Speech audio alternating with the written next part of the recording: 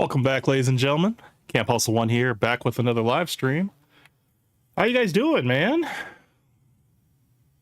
It is the last stream, guys. The last stream of 2024. Can you believe it? It's been quite the year.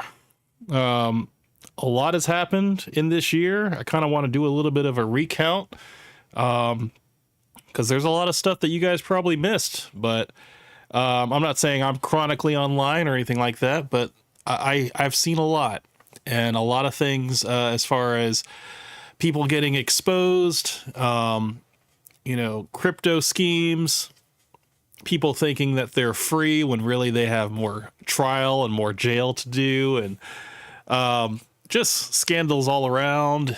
But also, looking towards the future and what the new year holds. I was actually doing some thinking earlier. I was thinking about what I wanted to talk. Well, at least I wanted to start off with tonight, and I think probably the best thing to start off with is the plans that I have for the channel. So, as you guys probably already know, I am a graphic designer by trade, and I noticed that there's a lot of people that ask me if they can have my help on certain things, whether it's, designing graphics for their channel or doing their banners, doing their thumbnails, stuff like that. And I think I want to dedicate a portion of my channel to showing people how my process is, how I do my thumbnails, and how the whole creative process works in terms from start to finish. And also, I have a lot of clients that have projects for me for the beginning of next year. And not that I'm going to share those projects, but I do want to, I guess, expose how I create a project from start to finish, whether it's designing I'm doing a lot of actual spines now for Switch games. Now, oops, hold on. Yeah, so the last, I don't know if I showed you guys, I didn't show you guys this actually. I had a post on Reddit for the Nintendo Switch community, and I started doing spines for the back, almost spines of the Nintendo Switch games. As you guys know, the majority of the cases will have like that red and white background. So I'm going to try to show you guys that. I don't know if you guys can see that. It's kind of bright. But anyway, it's kind of boring. It's kind of just, red. And so I did a post on Reddit where I designed, I think like 5 or 6 of them. And I did it for a client, and he's like, yo, I'm going to go ahead and pay you for these. I'm going to send you more, and I'm going to continue to pay you until all my collection is done. The dude has over like 100 and something games or whatever, so at least I have a steady income coming in for that. But I know there's a lot of games that people have that they would probably like me to design stuff for them. So I guess that's kind of what I'm going to be doing. Beginning of next year, I'll start coming out with actual video tutorials on how to do start to finish designs using Inkscape, which is my vector program. And it might not hit all of the audience that I have, that has recently joined my channel for the weekly news, and also I've abandoned a lot of my gamer fans as well. But this is kind of a little bit of a meeting in the middle, because I'll still be able to talk about my process in terms of how I create things, and also how I can, I guess, relate it to real life, because certain design jobs that I'm doing is more for people outside of the gaming sphere. I do have a small portion of people that want me to design stuff for them within the gaming sphere as well. So that's just a little bit of info for you guys. Let you guys know what I'll be up to. But I think I also mentioned last episode that I will be doing a complete overhaul of my channel as far as new banner, new new profile picture, and all that stuff. And all of that will be showing up by the next year. So really excited. I got to see one of my buddies, Sonic Mindscape. He did a video on how content creation is kind of getting a little stale for him, so he's starting to change up his style, and I told him I totally support him on that. For those of you that don't know Sonic Mindscape, I have had him on the channel with me, and we've discussed a few things, and I think change is always good. I embrace change, and I'm all for it. So good luck to him. I would like to shout out Mr. Coke Benny and Mr. Hank Russell. Thank you so much for joining me on this stream tonight. I know Coke Benny, you're hard at work. You'll be off in a little bit, but I guarantee you I will still be here. Hank, saddle up, man. We got quite the show. I gathered a couple things here that I want to talk about, and kind of just do a little bit of a recap for the whole year, because, you know, for those of you who don't know, man, there's been a lot that's happened, and there's a lot that continues to go on. And for some people, things are getting worse, and for some people, things are turning around, which is, you know, a good thing to see. Let me make sure that everything is good on my end in terms of the audio. And yeah, so the first story we're going to talk about, I know people are like, oh, all you do is hate on Fresh and Fit, and all you do is play video games or talk about video games. Well, the first story we're going to talk about has to do with a video game company, and they're suing Myron Gaines. So, you know, I was like, what better to start off with this story? For those of you who don't know, Rockstar Games has now issued, it was going to make, I guess, a case against Myron Games for their intellectual property. Terms, I mean, those of you guys already know that the whole show of Fresh and Fit is based around Vice City, GTA style. They have the fonts, they have the imagery that's very similar. And, you know, with the recent demonetization and the banning and, you know, all of the racist rhetoric, the Jewish hate speech, it's not a good thing for Rockstar to be, you know, to be looked, I guess not really be connected to, but to people to look at that and be reminded of Fresh and Fit, because they've been aping off their style for 4 years now.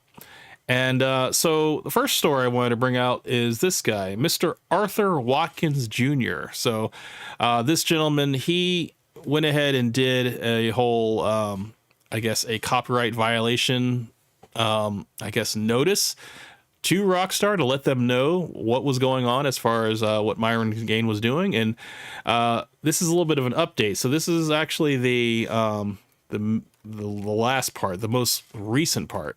And what I wanted to, I guess, show was the beginning of it. So let me find that video real quick. I should have had it pulled up, but, you know, had to have that little bit of intro in the beginning.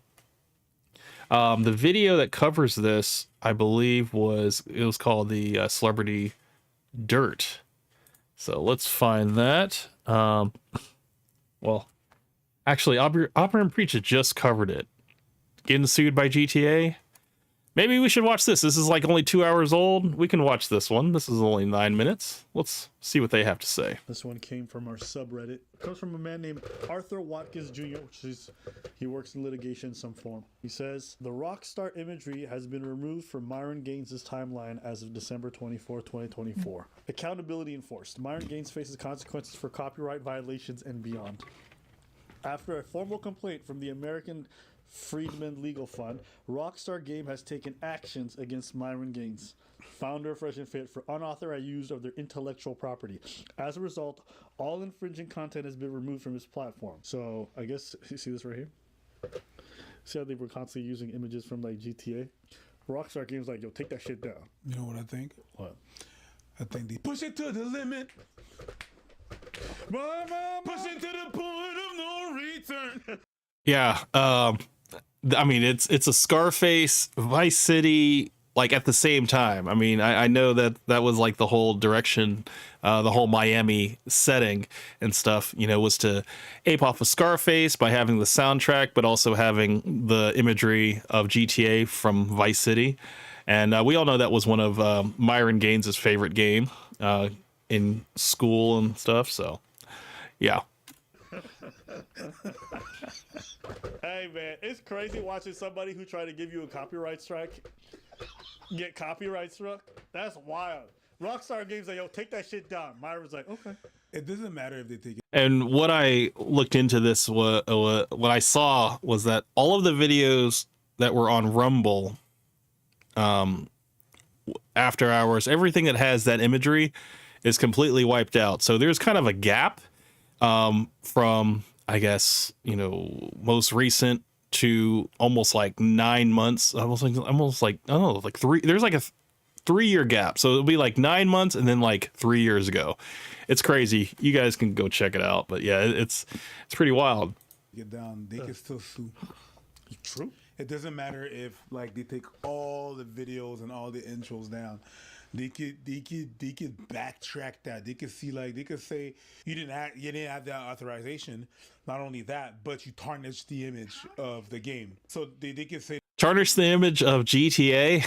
I mean, come on now. Everybody loves the game, but it's because it has a crazy image. A lot. I mean, you can freaking hail down hookers and do all this stuff in the game. I mean, yeah, it's got an image to protect, I guess. People are waiting for GTA 6, and I guess they don't want to lose sales, but I don't think Rockstar is going to lose any sales on this. that you tarnished the image with all the slurs and everything that happened with the name. You did a bunch of things so they could go the whole 9. Yeah. And after that, they can actually use them in the game as a satire because that's allowed. I heard they're gonna do that. I heard they're gonna actually be mocking Red Pill stuff in the Rockstar video And game. they can because it's a satire. They're not gonna use real name. They're gonna be using things that are similar, but they're not gonna use real name. The thing that happened is that on this case right there, when you do a star like that, when you do a game like that, when you have a company, you can actually copyright the fonts and the artistic way that you're doing things. But when you're using satire, they can it's based on real things, but it's not exactly the thing. So they don't have to repay you. They're using satire.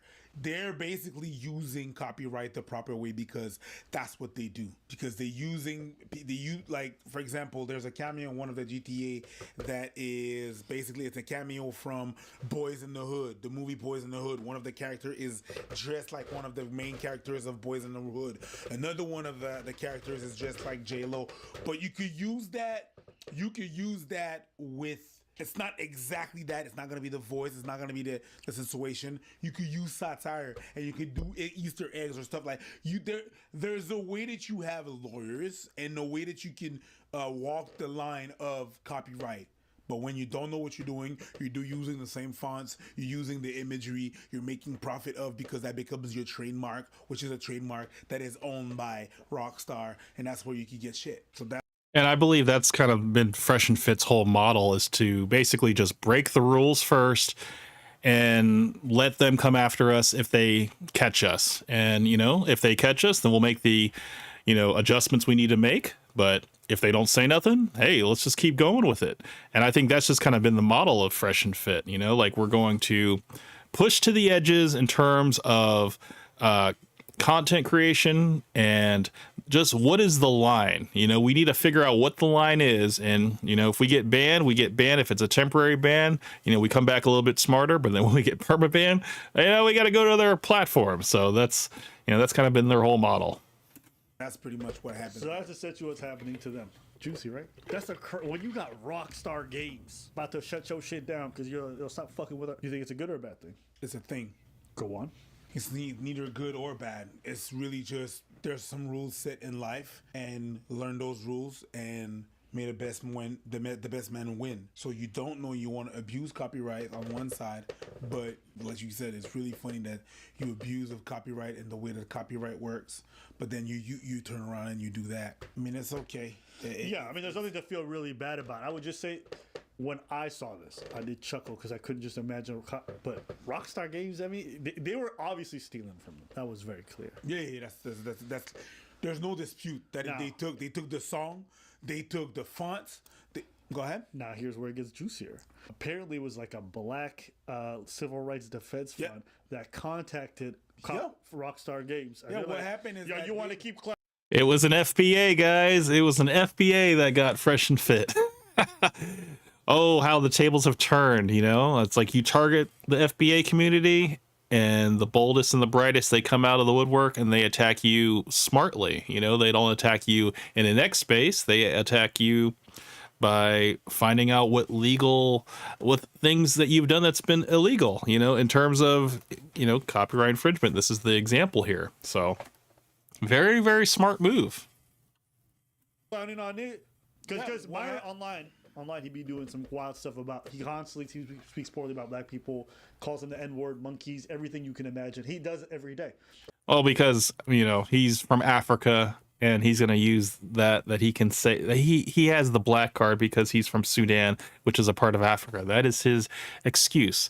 But if anybody asks him what's his race, he's going to say white. And I always said, you keep fucking around, you keep poking the bear, you gonna hit the wrong hornet's nest eventually. That's just inevitable. So that's his first one. Yeah, you pissed off X amount of people, and then that's what happened. That person, that Arthur Watkins, basically he warned Myron a couple of times, saying that, hey, you know what? I don't like the way you talk about us. I don't like the way you talk about women, black women, especially black men. I don't like the way you do all this stuff, but there's not so much I could do about that. But what I can do, I will do. What I can do, I will do. Yep. I'm gonna go to the big dogs and tell them, yo, this guy right there using your shit. And afterwards, you know what they're gonna say? Oh, Jews. Yes. Somehow it's gonna be about the Somehow. Jews. Oh, the Matrix. What I call this is basically he got Al Capone. What does that mean? They try to get Al Capone, the famous gangster. They tried to during the Prohibition. They try to get him for what he was doing. Basically, when there was Prohibition in the States, he was the one that was smuggling alcohol from Canada, and he was the one that was doing alcohol and all those speakeasies and stuff like that. They could never catch him on that. You know what they caught him on? Tax evasion. True. That's how they got Al Capone. So basically, that person, that Arthur Watkins, was like, "Hey, I can't make you stop to do that, but okay, I got an ace in my pocket. Watch. Yeah. Hey, yo, Rockstar." Because if you'll break one rule, you'll probably break another. You know, that's a good way to look at it. I mean, criminals will find ways to get away with multiple different ways. If it's not stealing, if it's not extortion, you know, if it's not blackmail, you know, covering up murder, you know, being an informant. There's tons of things that criminals do. And not saying that Myron, you know, maybe thought what he was doing was wrong. Maybe he thought, hey, as long as I change, you know, a little bit, as long as it, you know, it's images of us just in the style of GTA, maybe I can't get in trouble. But I think using the font, you can use, I've used fonts from like defont.com and other websites and stuff. And I want to say that the font that they used for GTA is for personal use, but it's not for commercial use. And I think the fact that Fresh and Fit have merch with that same font and they're making money off of it, that's going to be the copyright violation. Let me talk to you for a second. And you know what's crazy too? If Red Pill stuff does end up being in GTA, it might be the first time I play. And I'm going to spend my time running over a lot of dweebs for a good... if there are Red Pill stuff in GTA 6, I promise you I'm live streaming it. And some unnecessary murder is going to happen.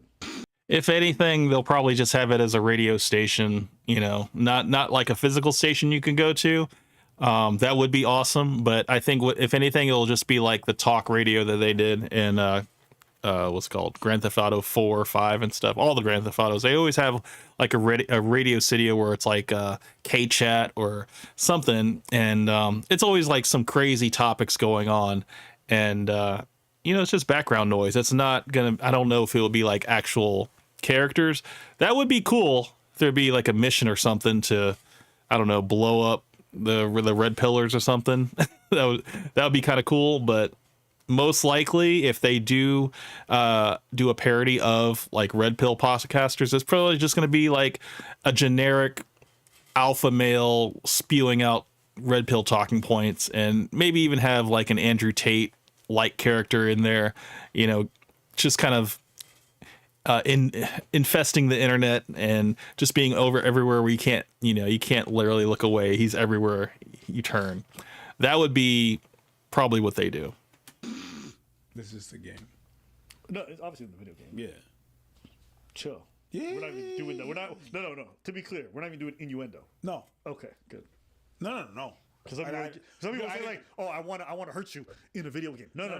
We're not doing that. No. We're not. We don't have bear clips or bear smoke for nobody. We don't. We don't play that shit. Bear smoke. We'll clip you. We don't do that. That's crazy. It's fascinating watching so many different worlds collide. I get to watch it all from afar and be like, you know what? It feels good that we get to just stack our money here on the corner while all you people take L's. It's enjoyable. You know what I mean? You might be able to say like, oh, well, he's gotten so big, even Rockstar's coming for him. I'll be honest with you, I don't want Rockstar to come for him. I don't want to. I don't want the U.S. government to come. I don't want to get so big that the U.S. government is bothering me. I'm gonna tell you that though.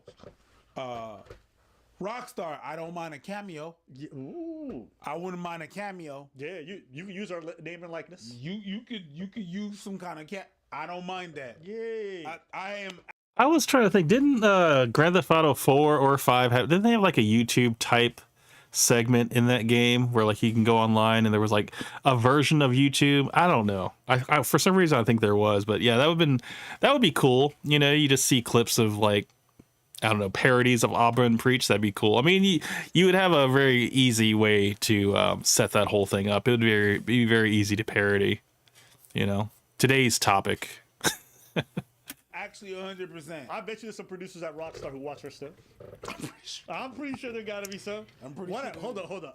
Where did I read up on the Red Pill stuff is gonna be in GTA? Hold up. I heard that a couple of Red times. Pill.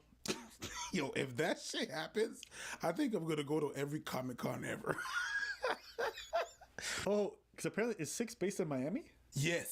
Yes, it is. Yeah, it might happen. Yes, it is. Yes, I could definitely see these Red Pill podcasts making appearances. They might have their own radio station. Yes. Guys, today on Why Women Deserve Less and Men Deserve More.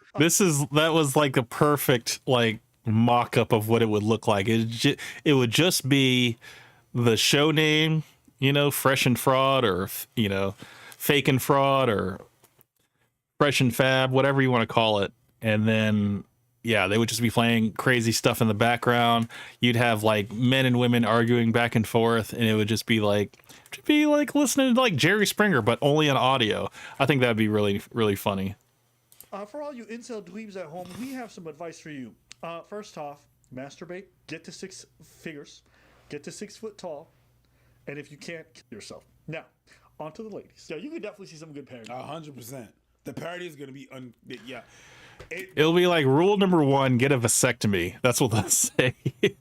Avoid family creation. You know, if you want to be a high value man. Like if they just took the Rolo tweet and just read it word for word, it would be a funny ass parody. Because I mean, that was comedy in real life. You know, so it's gonna be unparalleled. And I'm telling you, Rockstar, I don't mind a cameo. I don't mind some voice acting. I don't mind none of that. Roses are red. Red pills are true. Roses are red. Red pills are true. You might get a cameo, but it's not. Rockstar hates you. That's not what I was about to say. Okay, I don't know. What was the first part? Roses are red. Red pills are true. You might get into some trouble with Rockstar, but it ain't the Jew. It ain't the Jew? It ain't the Jew. That's all right. That's all right. It's all right. It's all right. We cover some better stuff later down the line. But anyways, we're not going to say that. Myron will find the one Jewish person working at Rockstar, so he can blame it all on them. Whether, you know, he's just a software designer or, you know, lead designer or, you know, art director or whatever. He'll be like, it was all his fault. He'll zero in on him and he'll make it all his fault. Just wanted to cover this really. I thought it was funny. Yeah. What do you guys think? What do you guys think about the lawsuit? What do you guys think about the potential for Red Pill? Yeah, so that is it. Shout out to Auburn Preach. I had the video, actually. It's called Celebrity Junk. Junk. And I think I'll talk. It was Rockstar.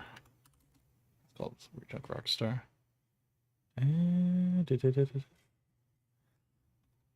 I might have to look at it in my, let's see, fresh. it.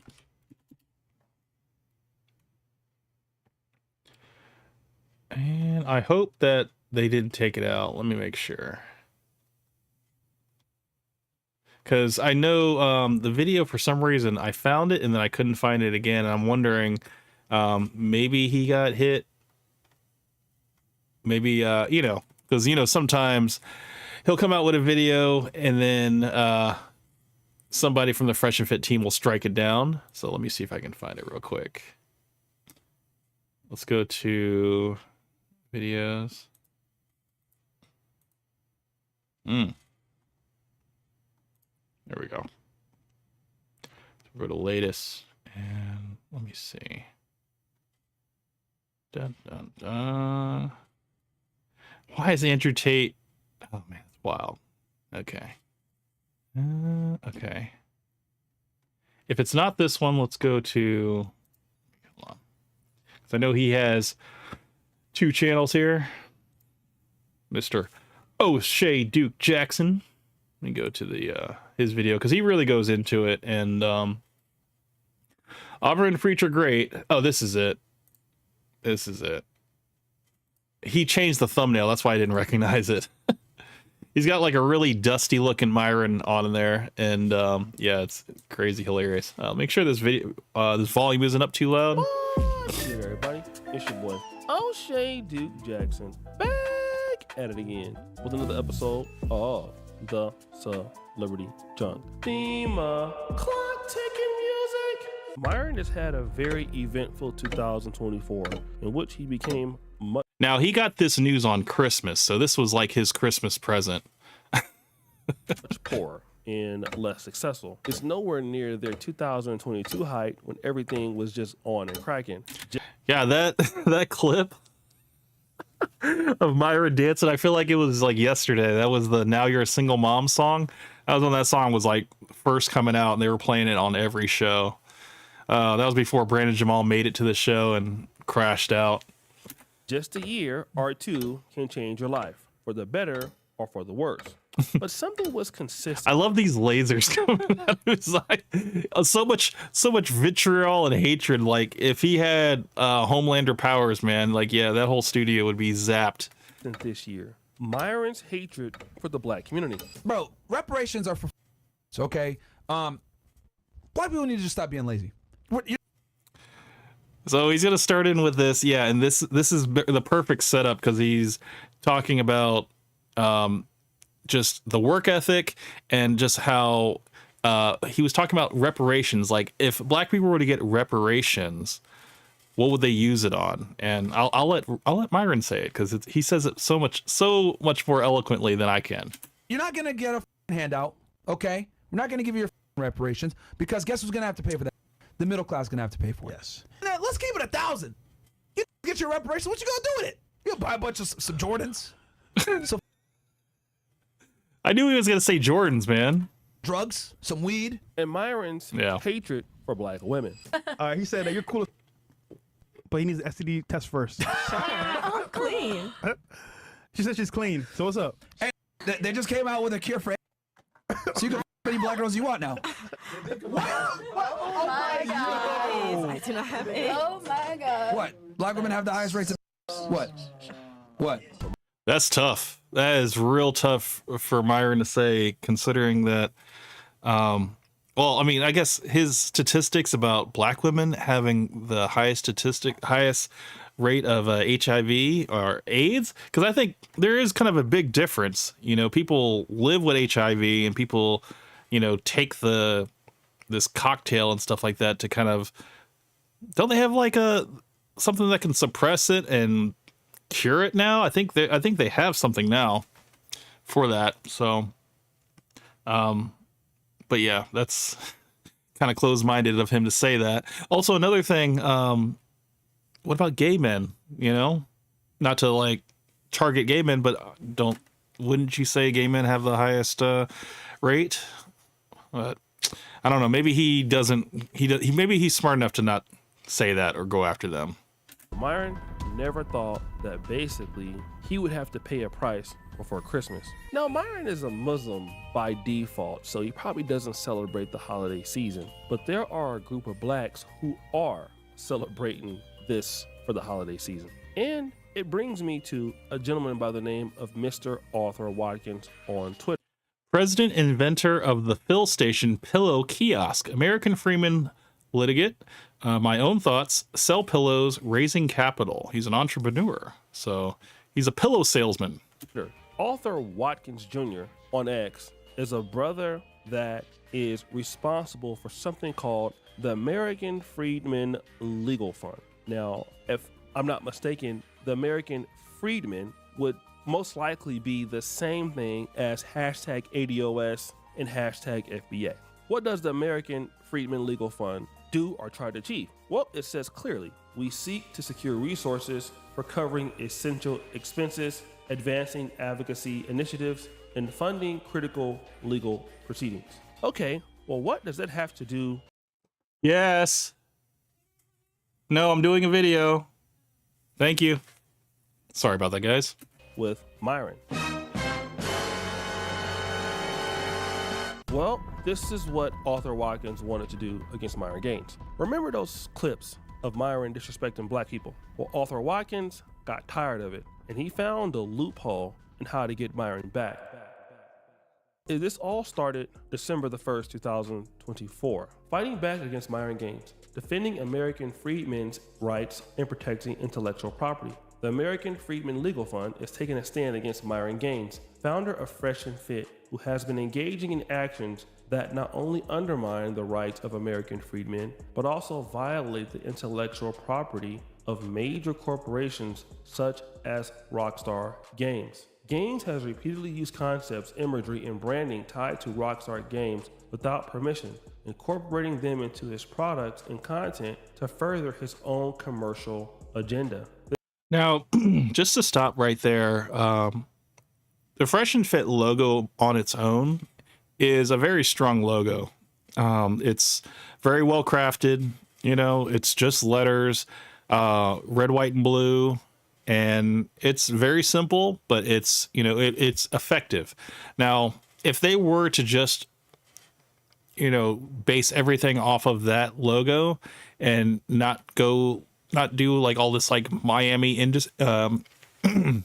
imagery, and just kind of keep things like simple and just to the point, I think they wouldn't have had this issue. But I know it was Myron's idea to have that entire style, the entire studio look the way it does, and all of that was the brainchild of Myron. So Myron, it really is sole responsible for all of this.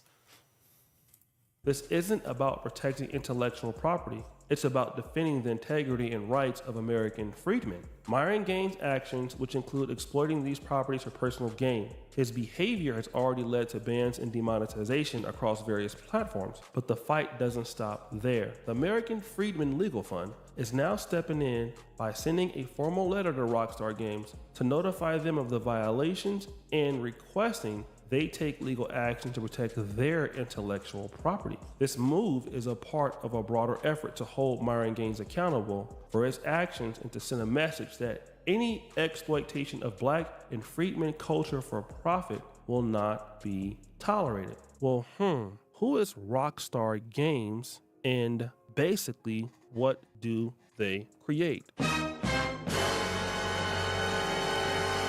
Rockstar Games is a company that basically creates Grand Theft Auto, one of the most popular games in the history of video games. And what does that have to do with Myron? Well, if you look at this other post, you see on their Fresh and Fit podcast, they make themselves look like they're a part of GTA. It's very clear here. You can see here with Myron in the red coat. You can see with one of their guys here in the studio in the blue suit coat. There's the other guy from Haiti here, kind of the big guy, Big Mo, and then Chris, the producer. So Chris as a bum in the alley with his liquor bottle in hand. Basically, with all of the things that they are spewing online, they are making themselves with the imagery of GTA, which basically is saying, hey, we condone Fresh and Fit in what they do, and they're doing it without their consent. This is actually a very smart move. That boy is good.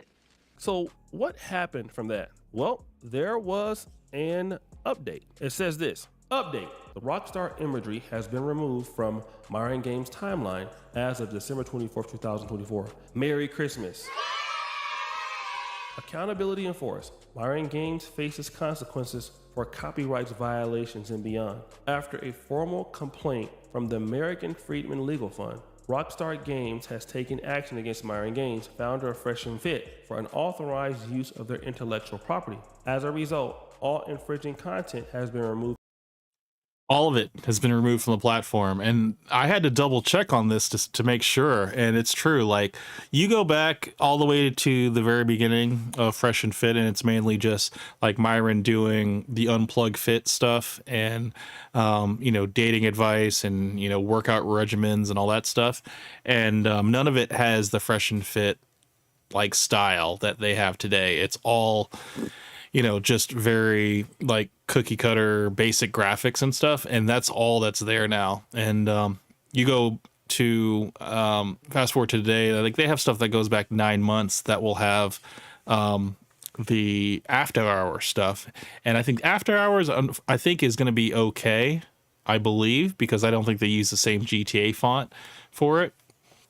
So if not, they probably uploaded it again with like different graphics, because you can do that as well. As long as you have the raw files, you can do that. So from his platforms. This is just one example of how I respond when individuals like Gaines engage in harmful rhetoric or attacks against American freedmen. Moving forward, if Myron Gaines continue to target American freedmen with base attacks, we will deploy additional tactics to hold him accountable in ways that address his broader misconduct. This latest victory is a reminder that actions have consequences, whether it's through defending intellectual property or countering harmful narratives. We are committing to fighting back strategically and effectively. The fight for justice continues. To those who seek to harm or exploit freedmen, take notice. Accountability is inevitable. Thank you for standing with us. Now, I was able to find out the American freedmen definition and who those people are. And again, I had an idea that this would be the case. There's actually a response to this that basically he said. He's responding to someone, and he says this: you might not fully grasp the concept of status. Freedmen include all of those from the FBA, Foundational Black Americans, ADOS, American Descendants of Slavery, the Gullah Geechee, Creole, Black Cowboys, Black Farmers, and Cajun communities who are descendants of American slavery up to emancipation. We do not identify as Africans.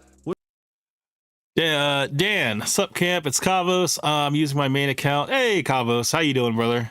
I'm doing well, man. Hope you're doing well. I'm just trying to do the very last stream of 2024, man. We're going through the dirt, man, one last time for the year, and we're gonna do kind of a recap, pretty much, of the year. And so we're going through it, man. And the first story, I just had to talk about this, man. How Myron is getting sued now by Rockstar Games, and a lot of the whole concept. I mean, is he going to have to change his whole studio now? Like, is he going to have to do, take down the painting of him, Fresh and Chris? And yeah, it's going to be a big overhaul. So, if they do continue to, do the podcast, they're going to have to make some changes. And, I mean, that's just crazy news, man, to hear about it, for podcasts that would send out all these copyright strikes to Abba and Preach and all these other creators, large and small, to get targeted like this. It's just kind of karma, man. So, but yeah, man, I appreciate you joining us for the stream, brother. Which is true. So there are definitely many different communities of African Americans formerly, or hashtag FBA or American Freedmen, including the Gullah Geechees in the Carolinas and the Black Cowboys, the Cajun communities in the Louisiana, New Orleans area. So basically, this is what he said. But honestly, I like the move, and this was a very intelligent move to attack Myron. You see, the thing that a lot of us try to do is basically let's go in and roast them on a Twitter space or yell at them or troll them, but this is where it hurts. Hey, okay, you want to do that? What we're going to do is we're going to make you pay for what you're doing. You want to do that? Okay, here's what we're going to do. And I think that's the procedure that we need to do against people like that. And Myron probably underestimated the fact that, you know what? Black people are actually intelligent. And shout out to that brother Arthur Watkins for this big, huge win. So guys, what do you think? It's your boy O'Shea Duke. Yeah, man. So that's pretty much. I want to say O'Shea Duke Jackson. Shout out to him. He did a very, very well and complete overview of this situation, which is still in the development stage. So, as far as what will come of this, I want to kind of keep track of it and see. I mean, we'll probably see in the coming weeks slight changes in the whole Fresh and Fit formula and how they start their show, how they run their shows and stuff, and their whole merch probably has to be all scrapped and redone again. And yeah, it's pretty wild.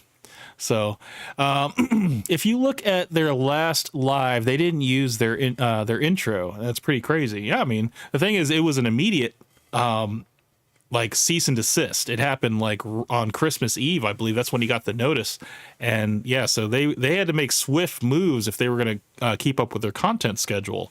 So yeah, I mean, this stuff is serious. You can't play around with that. I mean, now the fact that they're not bringing in the same amount of money that they were, they can't just hire lawyers and, fight this battle and stuff. If they really believe in it, they can just be like, well, okay, we're going to just have to take this one, avoid this bullet, because this could be something that can really do us in.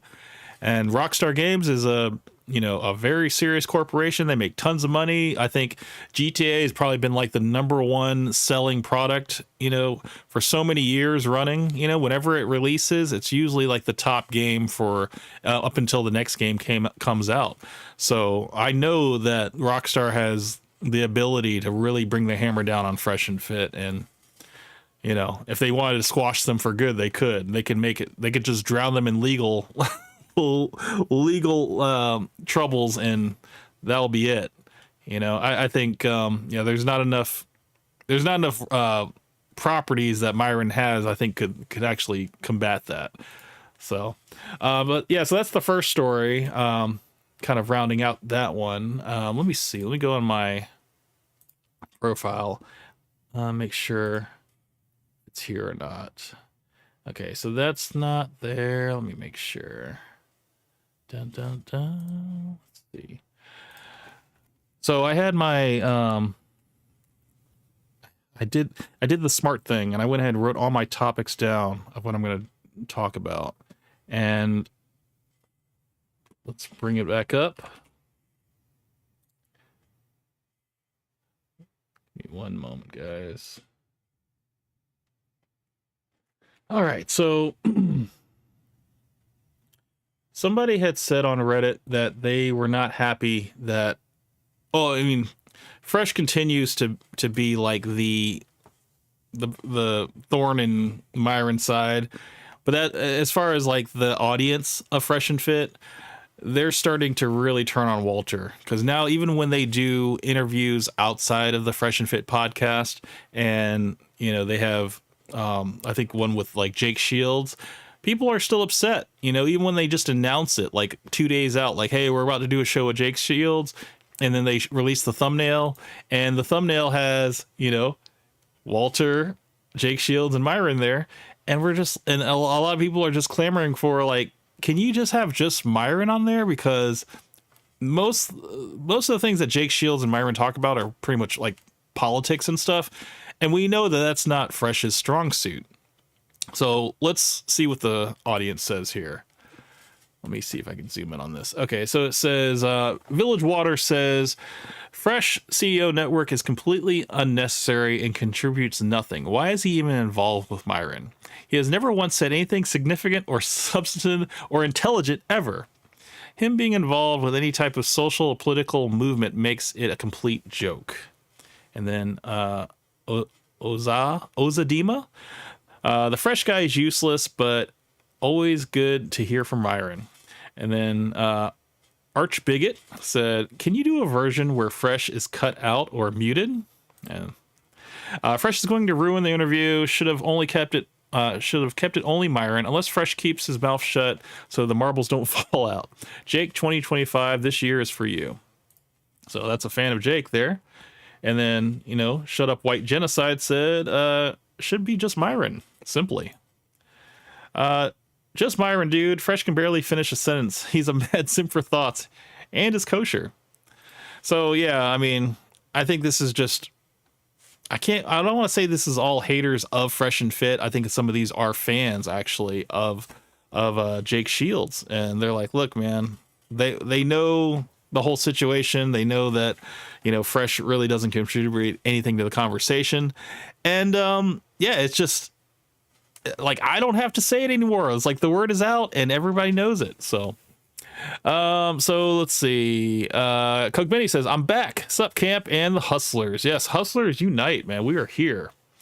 So let's see. There was one thing I wanted to okay, so Walter interrupts a heated genocide debate with both sides are bad and finish the show. Castle Club plug. Let's see this. This one's only like 43 seconds.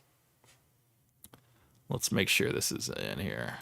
We got to understand, you could sit there and say that. I'm not saying that terrorism is ever okay, and I'm not saying that what they did was okay. However, we got to understand that Israel is killing far more innocent people than Hamas ever has. What and they've about been doing Hamas? it, and they've been doing it for fucking decades. No, Literally that's for not decades. true. They doing it for us for decades. Lights on YouTube. Shout out to y'all niggas. W. So, Listen, both sides have committed some crimes. Is what it is. We can move on. Exactly. Thank you for coming, ladies. I love you for being awesome here, staying with us for 4 hours plus. Thank you again, and I'll see you guys next time. Oh, before we leave, though, guys, Castle Club Premium is going up next year, January 1st. yes, get in there, guys, while you can. 90 Link is there. plus bucks. Get in there now, $65. You get also as well our course, high value.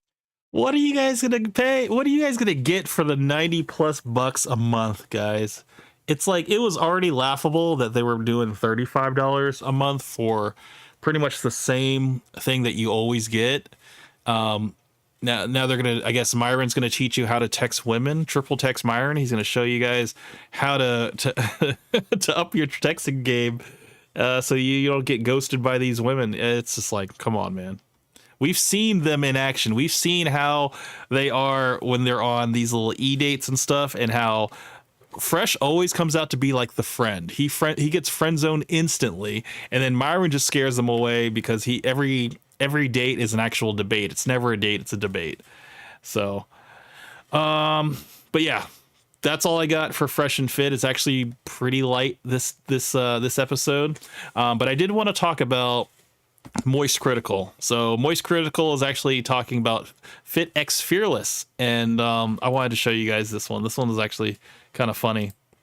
For those of you, I was wondering if I was ever going to get to talking about Fit X Fearless, because I got him confused with a few other Red Pill creators, because they all kind of are the same. But one thing that stands out about Fit X Fearless is that he has very cringy commentary when he talks to anybody that's looking for advice from him. One of the first things that he'll say is, take off your shirt, let me see what you're working with.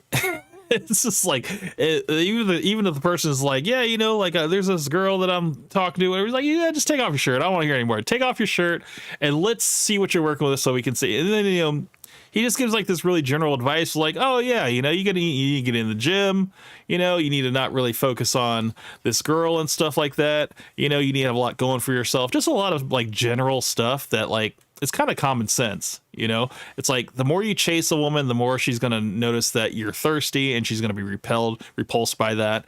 And, it's stuff that's like common sense to anybody that is outside this red pill space, but that's the stuff that he dispenses. But then he goes a step beyond with that, and he'll say stuff like, if you're attractive as a guy, then you'll only know you're attractive if people let you cut them in line. If they offer you like, hey, go ahead of me or whatever, or if they like buy something for you, then it's because that's when you know you're attractive. But if it doesn't happen to you, you're not attractive, and you need to be attractive. It's just like, hey man, not everybody's nice like that.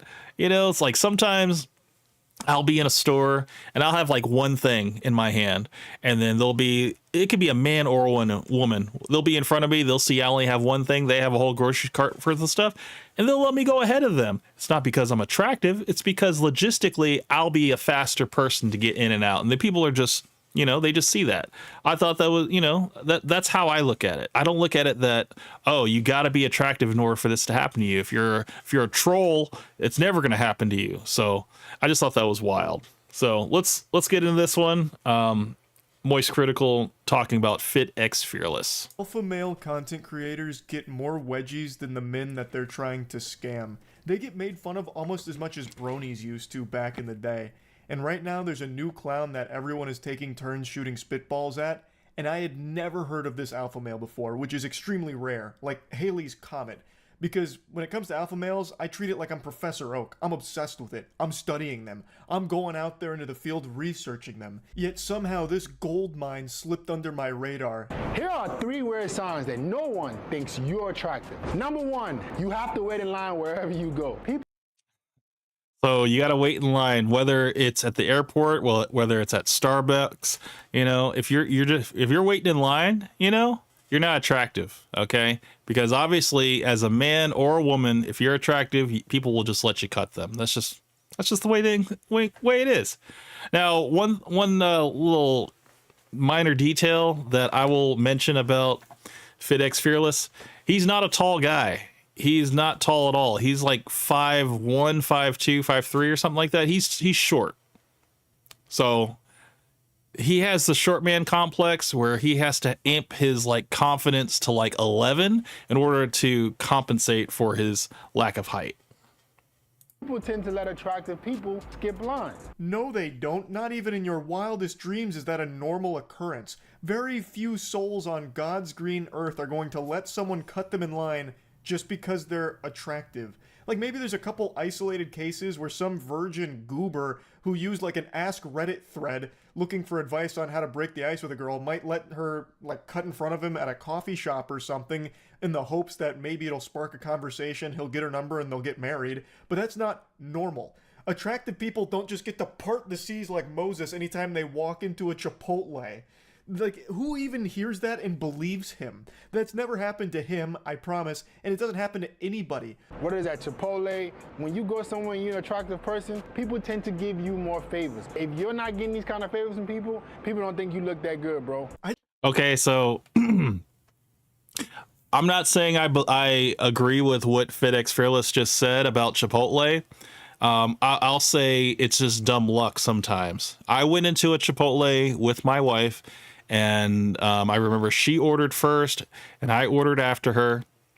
And when the girl rang us up, I went to go pay, and our bill was only the price of one meal. And my meal had like guacamole, like double meat and all that stuff like that. I didn't get charged for any of it. I just paid for my wife's meal. And then I guess my meal was right there too. And she was just like, oh, And she just did this. She was like, go ahead. Because I think the way she's thought about it, she's like, if I let a manager know that I didn't charge him for this, I'll probably get in trouble. So let me just, look, no harm, no foul. So that happened to me at Chipotle. I'm not saying that I got a free meal because I'm attractive. I'm saying that the girl that did it, she made a simple mistake and things happen. Okay. But that was my little Chipotle story. And, but yeah, I mean, I think FitX Fearless would look at that as like, oh, of course I got my meal for free because I'm attractive. That's not how it went. Some things just happen, mistakes happen, and sometimes I call it bank error in your favor. Sometimes it happens and it's great. You got to just keep your mouth shut and keep going. I just can't picture someone who sits down and listens to that hogwash and like seriously reflects on it going, damn, now that I think about it, no one's ever let me cut them in line randomly, all because of my Adonis-like figure and great looks. I guess I'm really just not good looking. This is something that clearly happens for beautiful people. Fucking cartoons don't even have that happen. Number 2, women never buy you expensive gifts. When you're an attractive guy, women tend to buy you things of real high worth. The better you look, the more women are willing to go above and beyond to show that they appreciate you. Jinkies, this guy thinks that being attractive is like a cheat code in a video game. Like everyone just gives over all of their loot to you because you've reached max charisma. Like you just stand at the Grand Exchange in RuneScape and people are just giving you all of their items or some shit. All just because you're good looking. What? What woman is going up to a stranger and giving him a Louis Vuitton bag because he's great looking? It's kind of like how, you know, men view pretty females, that pretty females get a lot of stuff handed to them.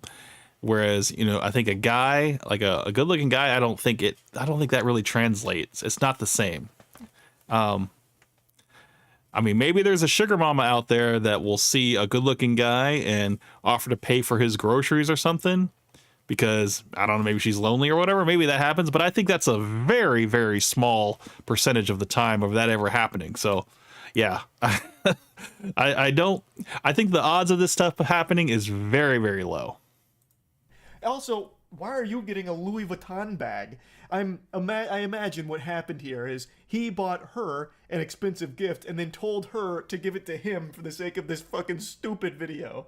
That's what I think was going on with that little scene there. I just love his mentality around it though. You might be ugly as shit if people aren't letting you cut in line and if they're not giving you Gucci bags. Yeah, all the ugly people need to get your weight up, obviously. You know, you got to work on your fitness. You know, you got to start shaving. You got to smell good, you know, and then, you know, the world will just open up for you. You know, you start getting free stuff. People, you know, look the other way. They'll let you cut in line. And, you know, life is just better when you're attractive. You know, that's just it's the cheat code, guys. It's just. But the thing is, like, FitX Fearless, he has courses that people, you know, pay, and they genuinely want his advice because they truly believe in the words he's saying. It's really sad. I'm just saying, every time I go somewhere, everyone says, holy shit, he's beautiful. Everyone move, move. Can't you see he wants to eat Chipotle? Clear path, move. He's so good looking. Go on. Also, throw your wallets at him, quick. He deserves more items. Coke Betty says, that reminds me, I paid for a firefighter's coffee at Starbucks to show my appreciation for his work. Definitely not because I thought he was attractive.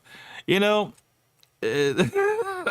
I saw something today that you just reminded me of it. It was, I think it was a YouTube short, but it was a guy. What did he do? It was like, okay, a guy that kind of looked like Woody Harrelson with a buzz cut. He's at like a coffee shop. It's not Starbucks, but it's a coffee shop. And he goes to pay for his like muffin and coffee. And then the cashier girl says, oh, that guy over there that's sitting down, he went ahead and took care of your order for you. And he looked over at him, and it's just this guy with like, you know, medium length hair or whatever, glasses. And he just kind of gives him the nod, you know? So then the guy comes over to him. He's like, hey, so you paid for my food? He's like, yeah, I did it. It's just kind of, you know, I like to do nice things, you know, like I think he said it was like beginning of the month or something like that. It's like my good deed for the month. And then he's like, oh, so you're not hitting. The guy was like, oh, so you're not hitting on me at all. He's like, oh, no. The guy's like, I'm straight. It's just, you know, it's just being nice, whatever. But yeah, have a good day. And then the guy, he was just like, is that code? And the guy's like, what? No, it's not code. He's like, okay, well, you have a good day too. And he like winks at him. And I just thought it was a funny interaction because it's like, yeah, it's like, you know, you don't really do nice things for people without getting something in return. But like for your case, Coke Benny, like showing your appreciation, whether it's like a firefighter or like an army vet, you know, or even a police officer. I don't know. I mean, these people put their lives on the line every day and they don't get the appreciation they deserve. So, you know, it's good people like you and, you know, they're good people like that in the world that really go that extra mile to make, you know, the world a better place. And I think that's good. I think more people should be like that. It's unfortunate that not everybody has, you know, the money to go around like that. But the ones that do, you know, they make a difference. And I think that's a good attitude to have. Everybody should at least strive for at least one good deed a day in any shape, form, or fashion. We have to shower him with gifts to show him how much we appreciate his good looks and he's gracing us with his presence. And number 3, no one ever tells you bless you. When you sneeze, as an unattractive person, nobody notices you exist. The more Oh, man. I don't know about this one because everywhere I go, everybody does say bless you when I sneeze. I don't know about his whole thought process of this. Is like, I mean, you could be in an I don't know. I think I've been in both situations where I've sneezed and people will say bless you, and then you sneeze again and then they just don't say anything because they've already said it once, you know? Or, you know, you've been in a situation where like people don't say bless you after you sneeze, and it's okay. Like, you don't give a second thought about it, you know? It's I don't know, man. This guy's doing a lot of looking into things and reading in between the lines of things. He's like, look, man, if you're not being acknowledged 100% of your existence, you're not attractive, okay?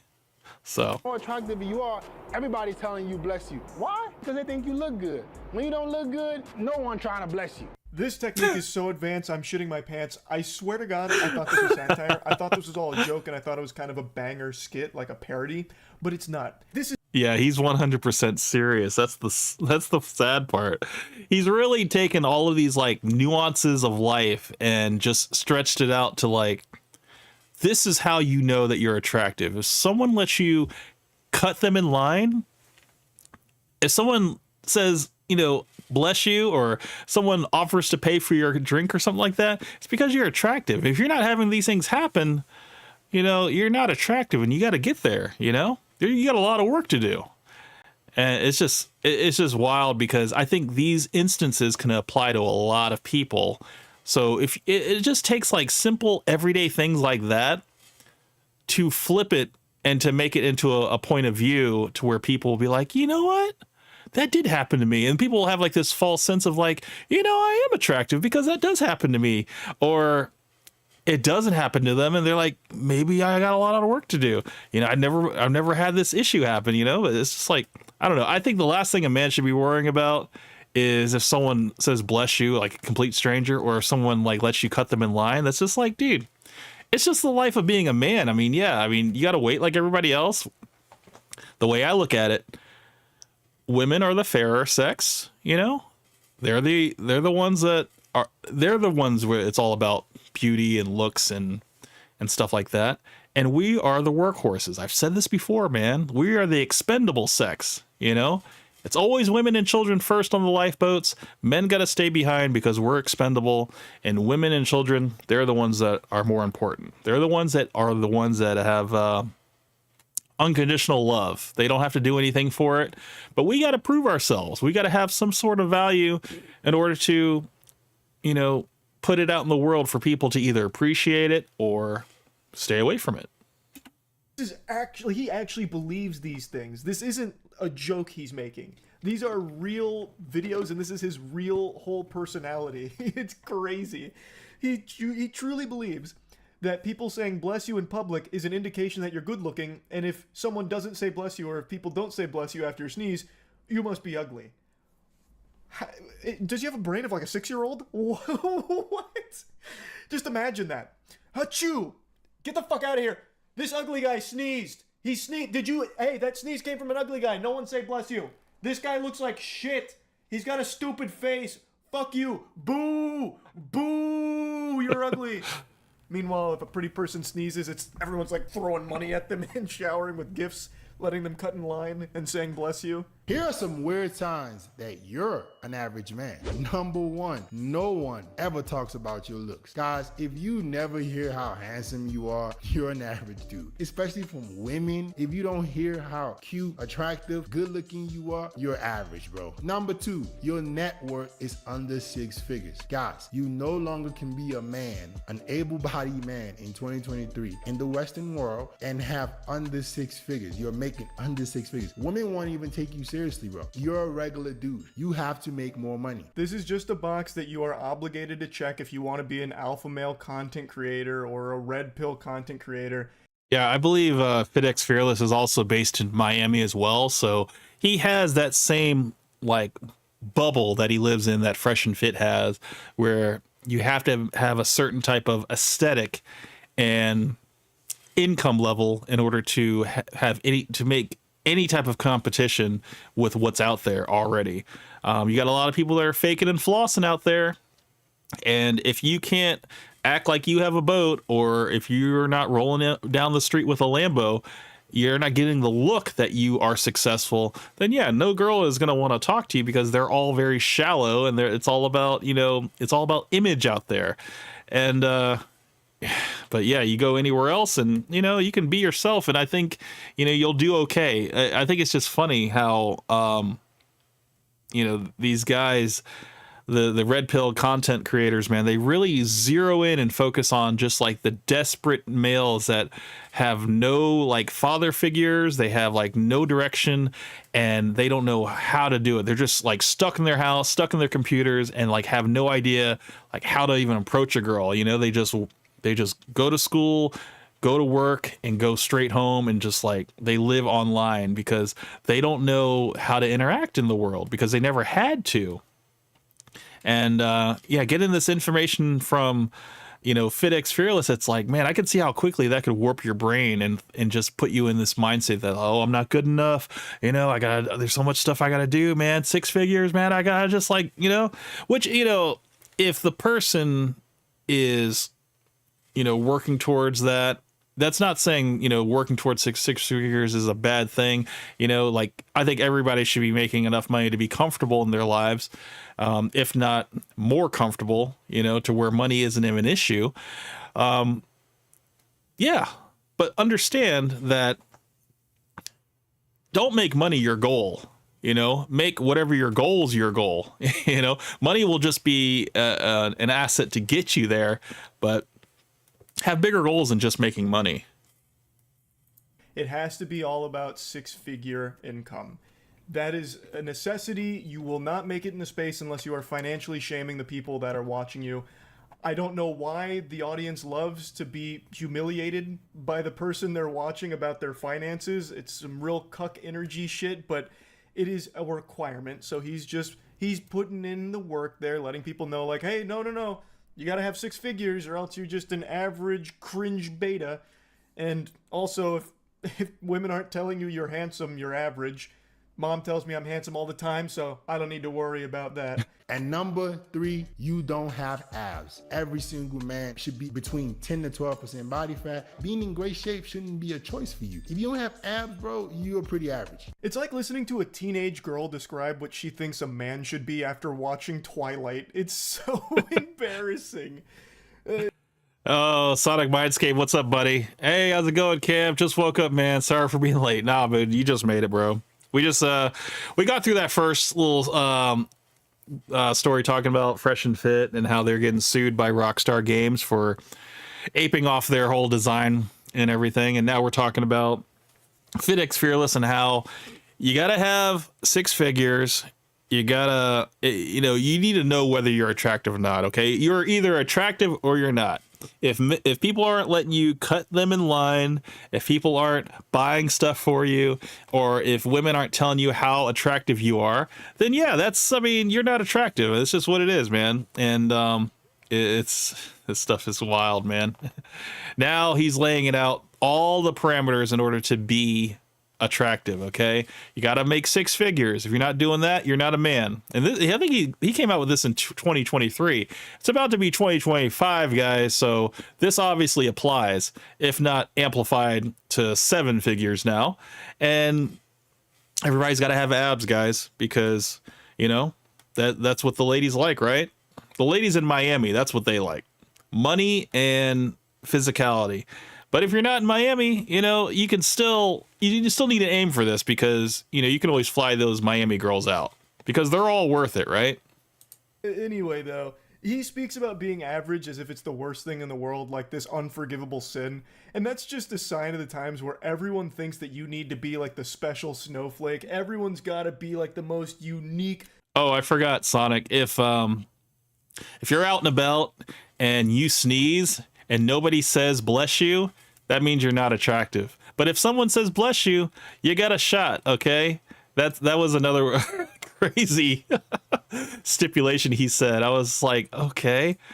I told him, I was like, it's wild that I've been in situations where I've been in Chipotle and somebody has, not ring me up for my meal. They basically just rang up my wife's meal and I got my meal for free. It was an accident. It wasn't because I was attractive or anything. I was also in a grocery store. I had one item and a lady let me go in front of her because I had one item and she had a whole grocery cart. It's not because I was attractive. It's just because I would have been a quicker, logistical, person to be in and out. And I just thought it was funny, man. Like, this guy, he takes all the small little nuances of life and he's just like, yeah, you're either attractive and this happens to you, or you're ugly as shit and this never happens to you. So I just thought that was wild. Oh, man. I thought it was hilarious. Sigma grinder, or else what's the point? I just find that to be so pathetic. He is an average guy. This is not a guy who's going in the street turning heads. Very few people are. And there's nothing wrong with that. Don't let him convince you otherwise. People aren't letting him cut in line. There's probably plenty of times people don't say bless you when he sneezes in public. And I promise you, sodden panties aren't dropping when he mentions his net worth to women. He even posts some videos of him out in the field talking to women, and they are damn... Yeah, I forgot about this. So FitX Fearless, he will put his live like cold approaches, and he will post everything, whether it's a success or if it is a failure. And I've seen a lot more failures by FitX Fearless than dubs. And it's so cringy to watch, but we're about to watch it. So buckle up, guys. Near unwatchable. He has the same amount of riz as someone on Discord does in a Valorant server. It's rough. Like, I've got to show you this one. Where are you heading to now? I was actually gonna go to the mall. Okay. Yeah. You seem like a cool person. Yeah. Well, we should hang out. I have a boyfriend. Okay. So real quick, just to see how quickly he accelerated that whole conversation. He went from, hi, nice to meet you. Hey, you seem like a cool person. We should hang out. Like, it's obvious, like, your whole intentions, man. It's like you've already telegraphed everything. And you're not coming off as genuine. You're just coming off as like a freak. Like, oh, I just want to, I see you and I want you. And that's all it is. It's like, obviously he comes out here. He's got the arm showing. I mean, it's out of Miami and stuff like that. So of course he's going to go out there with the shades. He's feeling nice and stuff like that. He sees an attractive lady and he just immediately jumps into it. Like within 5 minutes, he's expecting every girl to just like take the bait. And I just think it's great, man, because it's like he's showing men what not to do. This is what you should never do. Let's see. Sonic says, I'm telling you, Maid, any time someone shows you any kind of kindness, these guys always think it's because you're attractive. Could be the case, but oftentimes it could explain, hold on. Yes?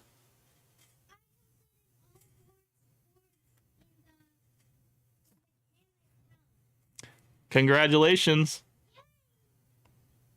Love you. I said I love you. All right. That's my daughter. She's playing what is it? Super Mario Party Jamboree, and she just completed all the things. Good for her. So sorry about that. Sonic, you said I'm telling you, anytime someone shows you any sign of kindness, these guys always think it's because you're attractive. Could be the case, but oftentimes it could be explained because of kindness. Dude, that's what Coke Benny said earlier. It's like he was showing appreciation to a firefighter. It wasn't because he was attractive. It was just because he was just wanting to show his appreciation. Same thing that you would do for like a war veteran or a police officer. It's like, yeah, it's nice to be nice. Okay. And it's not like, oh, I'm not trying to hit on you, like I'm a straight guy. It's just like, I'm just trying to do, try to do a good deed. You know, that's all it is.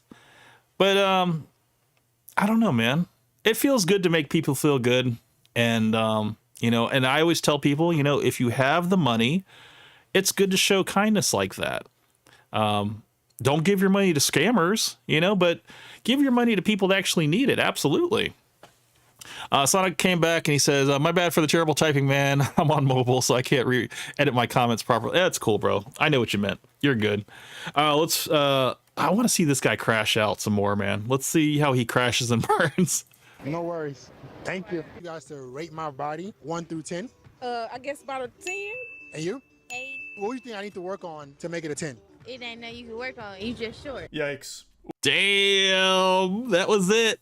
I told you, he's not a tall guy at all. That's the thing. Like, he's got to maximize in the muscles and I guess the money and stuff like that, and the teeth and the hair and everything. He's got to make sure that everything else that he can max out, that he can control, he has controlled, but he can't control his height, unfortunately. And yeah, that's his cross to bear, man. And, you know, short man problems. Oof. That comment about being short hits me right here. 5'6" gang. I feel you, brother. That's rough. But the first one is about, like, how to handle rejection. In his credit where credit's due, in his defense, at least he wasn't like a lot of the other alpha male weirdos that just keep pushing and pushing and pushing and don't take no for an answer. At least after, like, the painful 60 seconds he spends of just absolutely hammering this poor woman with tons and tons of questions, he at least just bows out respectfully, like, oh, okay, no worries, after just wasting a minute of her time just asking nonsense questions for the sake of his video. I spared you a lot of that misery. I couldn't help but leave in that last little tidbit where he dropped the actual iconic line of, "You seem like a cool person." That is verbatim what every trash pickup artist ever has said on camera, and it has never ever worked ever, and never ever will. It was pretty bad. Anyway, though, but he's a dating coach, okay? He knows what he's doing, you know, and I think he was making mistakes on purpose just to show guys what not to do. Let's give him the benefit of the doubt. Yeah, he hits all the targets he aims for. He was purposely messing that one up just so that, you know, he could show the boys, you know, this is how you handle rejection. Yeah, I think he did that one for the team. Nah. He's not playing a character, and these aren't satirical. His whole life and his whole career revolves around his physique and his looks. He's a narcissist. When he jerks off, he's probably not even coming from whatever video he's watching or whatever he's stimulating himself with. He's probably coming to the fact that he gets the honor of touching his own penis. Like, this guy, everything he says and does is all about his own interpretation of his beauty. And he tries to impart that onto his audience and tries to give them advice to guide them down his path of what he believes it is to be a beautiful man. And it's very... And that's one thing that our aesthetic is not our value, okay? It can only take you so far. And you got to actually offer something, whether it's a smooth voice, you know, like you're the voice of reason, you have a lot of knowledge, you know, you're a person who is coachable, you're a person who can actually teach somebody but also have the patience. You know, there's a lot of values that we can have to other people, and as men, I don't think physicality is as important as what we offer in terms of our brains, you know. Very odd. It's so weird. I actually went to his channel, and he was streaming at the time, and he has a lot of content where he just has men call him and he'll rate them and try and improve their looks. This is what I was talking about earlier. This is the stuff that, like, I saw shorts of this guy, and I was just like, oh, this is so cringe, man. And he'll, like, it's almost instant. Like, as soon as the guy calls in, let's FitX Fearless know, like, what his issue is, where it's like, yeah, you know, there's this girl that I really like, but I think she has a boyfriend or something like that. He won't listen to any of it. He'll just be like, all right, take off your shirt. Let's see what you're working with. And it's just like... Can we talk a little bit first before I get naked for you on camera? It's just like, because he knew, a lot of the guys know that this is going to be like up on the guy's channel and everything like that. So I just think it's funny. It's hilarious, actually. It's very cringe content. So he tries to turn these dudes into better looking men in his eyes. Like, well, I wouldn't fuck you like that. So here's what I would do to help you get to a fuckable. What a way to put it, man. It's almost like, yeah, it's kind of on that same lines, man. That's where I think like a lot of this red pill stuff, it just borderlines on like fruitiness, man. And kind of like that show they had many years back. It was called Queer Eye for the Straight Guy. It was like I just know of the show. I didn't watch it, but I know that it was just like a group of gay guys that would take a straight man and make him more appealing to women.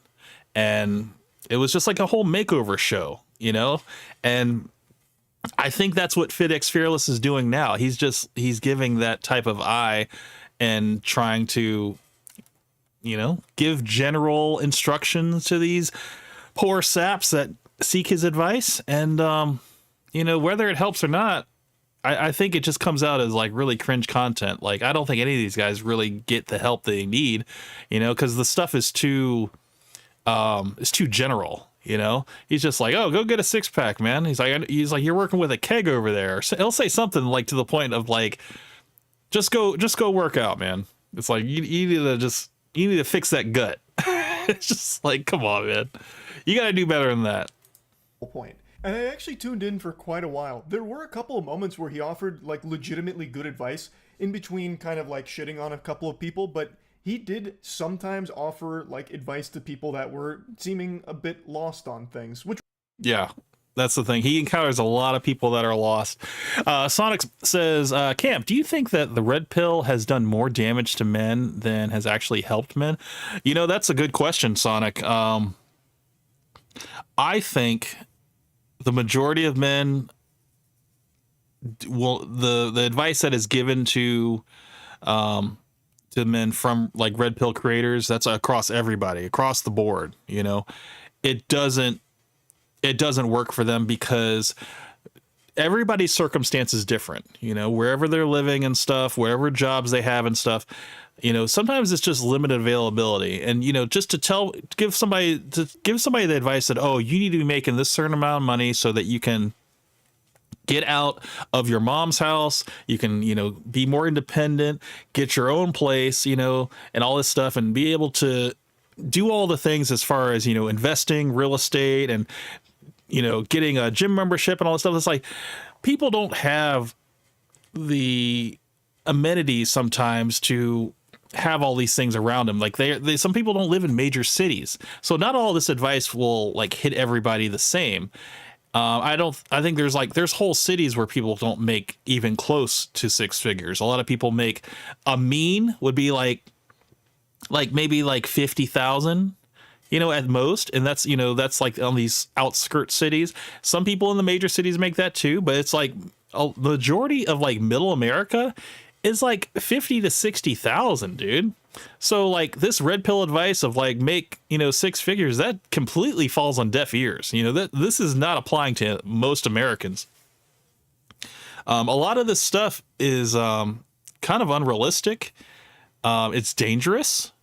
I mean, if we were to just take Myron's example of, you know, sleeping with 50 women so you can discern female nature, just that alone is dangerous, especially right now, how the way things are. You know, in order for men to get that, you know, some men are going to cut corners, you know, they're going to go to escorts, they're going to go to, you know, strippers, prostitutes and stuff to get those numbers up, because, you know, the girls that in their age group, they're not looking for them. So yeah, that's going to lead men down the wrong path of sleeping with all these girls that are easy, getting all these type of diseases, or they're going to be getting, you know, girls pregnant and stuff like that, put them even further behind the ball, you know, of whatever goals they had. And now it's just like, you know, I don't think that, you know, that just that one piece of advice is good. I don't think the whole, oh, you got to make six figures in order to be a man. I don't think that's a good enough advice, because there's plenty of people that have families that support that don't have to make all that money.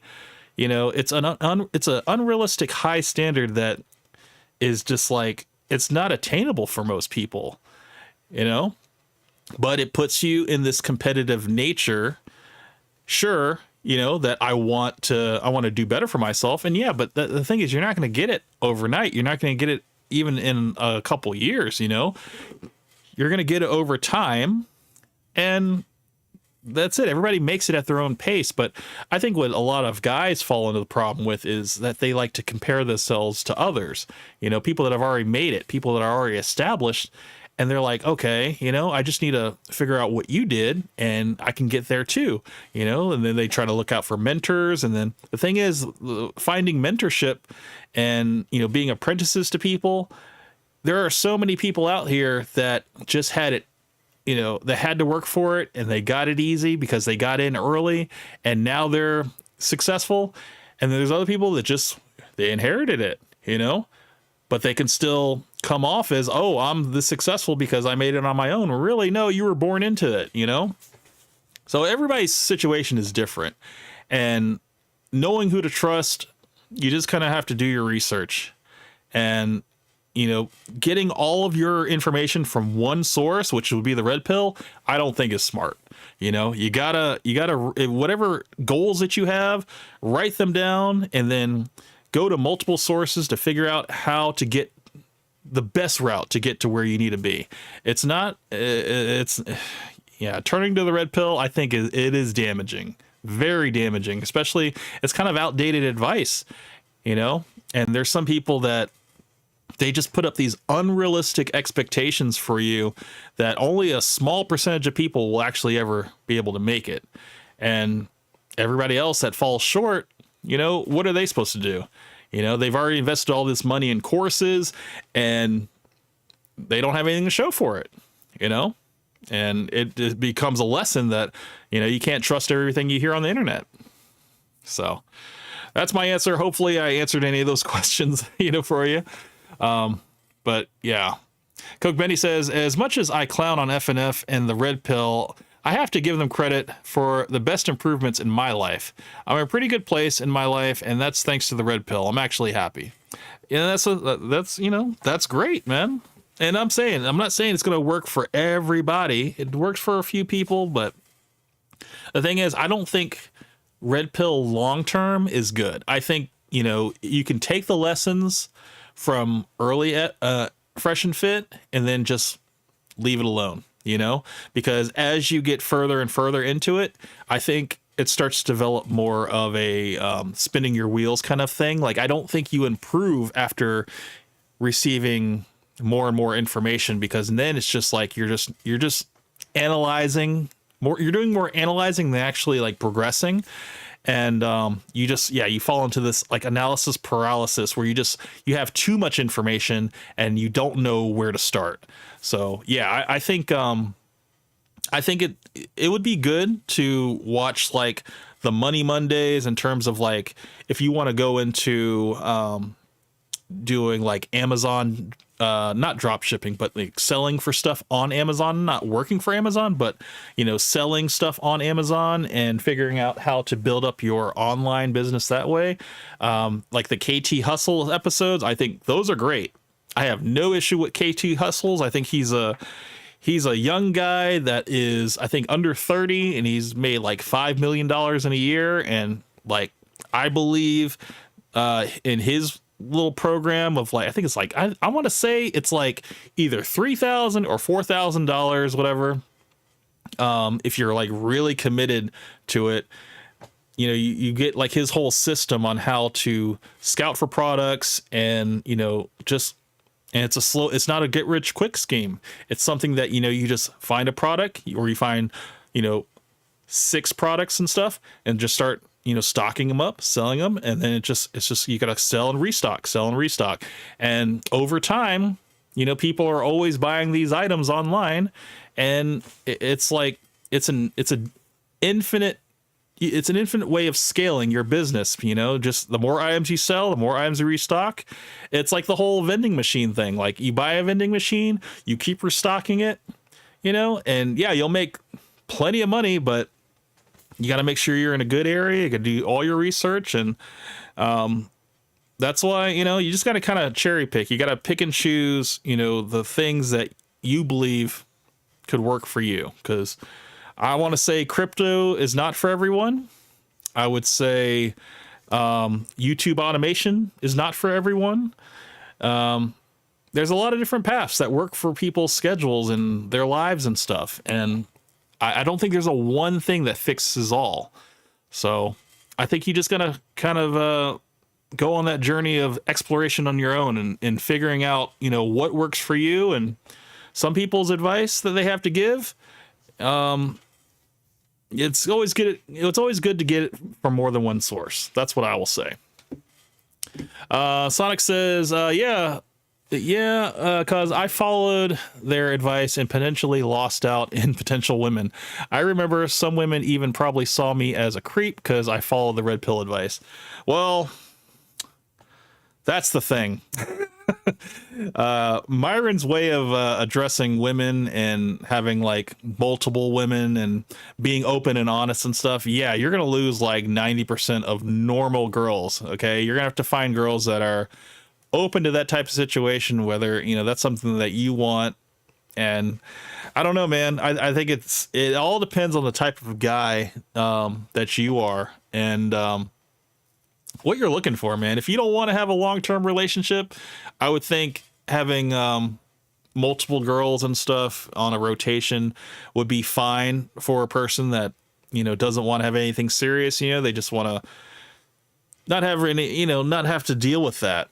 You know, but then there's some people that are ready to settle down and they're just ready to just start a family, and you know, they really truly believe in legacy and stuff. And I think, you know, being in a relationship, a long-term one, you know, it lends itself to having a legacy, you know. But honestly, man, I think there's levels to everything, and you know, depending on how much money you make and wherever you're living and stuff, however you can set up a base and just, you know, water the ground that you're living on.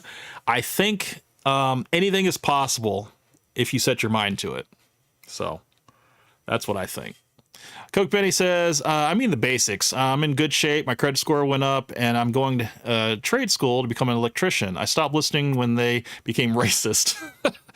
Hey, that's a good time to get off the train, man. That was good because, you know, none of that stuff will help you. And like I said, man, once you take away their monetization, there really is no driving force for them to do good by their audience now. You know, they're just trying to stay relevant and trying to get people to go over to their Rumble and also, you know, subscribe to his X account, you know. So it is what it is, man. For those guys, it's unfortunate, but yeah. Coke Benny said it best, man. Just get the information you need and get out. You know, staying in is never a good thing. And, you know, luckily for me, I'm doing very well for myself. I've never needed Fresh and Fit for any type of advice. It's always just been for entertainment basis. And to see how it has progressed into what it is, it's kind of sad, man, because I think these guys had a lot of promise in the beginning. And unfortunately, I think it's the ego. It's the ego that got in the way of their success. So, which was cool to see, but then it was sandwiched in between just making fun of the person and offering dog shit advice. I do think there is real value in sometimes having someone come in and just be blunt about things that you might want like a second opinion on, like, hey, I'm not exactly sure if this hairstyle is working. What do you think? And just having someone be kind of honest about it. I wish someone would have done that for me in high school when I shaved. That's why when people go on Reddit, there's a thing called Roast Me. People will take a picture of a piece of paper that says roast me, and you got to take, I think, like 3 or 4 photographs, and people will lay into you, man. It's like sometimes people need that. People that haven't heard, some people that are just like, you know, the attractive people, you know, they haven't heard anybody be real with them because all men want to do is sleep with them. you know, and women are just as fake. So I think it would be a good, I think Reddit where they, you go to roast me, I think that's good. That's a good thing to have. And then, you know, the people that don't like the hate, they just want to have like a pick me up. They have this thing called Toast Me. I'm sure you guys know about that. And it really, what it is, it's just like a cheerleading session. And I've never done either one. Maybe one day I'll do a roast me just because I love getting roasted. And I'd love to see like what people say because, yeah, I'd love to hear it. The sides of my head but kept the top long so it was a fucking reverse rat tail. I looked like some kind of crazy villain out of the X-Men. But I'm not convinced he's the fucking oracle people should be going to get answers to all their questions or get advice from. It's a real mixed bag, and it seems like most of the time people just end up being the butt of the joke for him and his chat, as opposed to trying to actually offer legitimately good advice.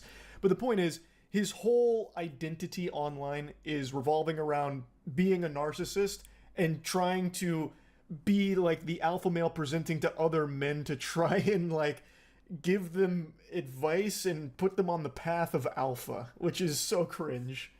This is how you sit like a fucking man. You don't sit with your legs spread open. You don't sit with your legs crossed. You don't sit hunched over. You sit up straight. Legs are shoulder width apart. Back is relaxed. Shoulder blades are relaxed. You don't sit like you're scared. You don't sit scratching your head. Little things like this, guys, affect how people treat you. If you're at a meeting or you're on a date with a girl and you like this or you like this, she's gonna be like, who is this little girl? Sit like a man, comfortable. You're gonna look like one. Sitting tutorials? Really, brother? Hey man, have you guys ever thought about that? You guys, next time you walk into a room and you take a seat, you know, just really take note of how you're sitting down. You know, are you a leg crosser? Do you do the whole man spreading thing, or do you not think about it? Because right now I'm relaxed. I'm sit back. I'm in kind of the pose I guess he was talking about, but. I mean, come on, guys. I'm just a man at the end of the day, man. I'm not trying to. I'm not hunched over. I'm not like second guessing myself. But this is stuff that you don't have to think about, you know. But I guess he's run into plenty of people that think this, you know. That you know, like how do I walk and talk and act like a man? It's like, come on, man. That's crazy, man. That you got to go online to ask that. That's crazy. You know what a man doesn't do? Teach other men how to sit. Try and preach about how a man should sit. What the fuck? No, you don't sit like this. You don't sit like this. You don't sit like this. You don't sit like this. You sit like this. And you sit like this. And you sit like this. And then you sit like this. And then maybe you sit like this. With a little bit of honking. And then women are going to love you. And then they're going to let you cut in line. And if you... Dude, it's... Oh, man. This is so good. Because, I mean... I think a lot of this stuff is it's really unnecessary, but I guess, man, some people need to hear it. Some people don't realize that what they're doing is looking a little effeminate, you know? But I mean, geez, man, it's crazy how I saw a meme the other day, and I'm not going to pull it up because I don't know where I saw it. I don't know if I saw it on Reddit or whatever, but it was two things. It was what men think are alpha, and it showed like, you know, a bodybuilder guy flexing on stage, and then it showed what women think. I'm sorry, it's what men think a man is, and then it showed a man flexing on stage, bodybuilder. And then it showed a man that was, you know, just it looked like what's his face? Oh God, what was that actor that was in Dune? I know you guys know it. Timothy Chalamet. It was like a picture of him, and that's like what women think is a man. And it was just like, it's just kind of showing you what the disconnect is. It's like women want a guy that is good looking in the face, but also has, I guess, is in touch with his like sensitive side, feminine energy or something like that. Whereas like men are like, no, we just need to be strong, capable, you know, confident men. And women are like, oh, but you need to have a softer side too. You know, and it was a funny meme, but it just kind of shows the parallel differences between what men think women like and what women actually like.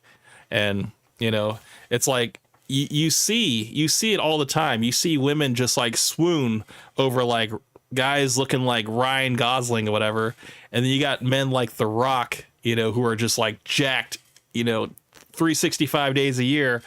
And, yeah, you got some women that are like, crazy about them. And there's some women like, oh, I don't like, all the muscles and stuff. It's just a little too much and stuff, So it's like, you gotta, I guess, be somewhere in the middle, There's one end of the spectrum, which is like super jacked, super capable, super confident, even maybe a little bit of cocky, whatever. And then you got like the other end of the spectrum, which is like the super sensitive, almost beta male and everything like that. You got to be somewhere in the middle. You got to meet somewhere in the middle where, you're confident, you're a guy, you do what you want to do. You have your purpose. You're focused on what you want to do, what you want to achieve. You have your goals written out, and you listen to women. You don't like take orders from them, but you listen to what they have to say. You don't necessarily have to like offer any type of like story back to them. You just gotta let some women just want to let you know that they just want you to know you're listening to them. They just want to let you got the ear out for them. That's it. Just shake your head and nod, man. You ain't gonna like really you don't really gotta offer that much, man. It's just trying too hard. You sneeze, everyone's saying bless you, I swear to God, and it's all because of how you sit. It is possible to make your junk bigger, bro. You just don't know how. They have literally... I forgot about this advice that this guy has, is that there's a way to make your junk bigger. You just got to flex it. It's a muscle at the end of the day, guys. So this little square says, men who wore a penile extender every day for 6 months were able to increase their flaccid length of their penis by up to 32% and their erectile function up to 36%, according to the independent clinical study published in the March issue of BJU International. All right.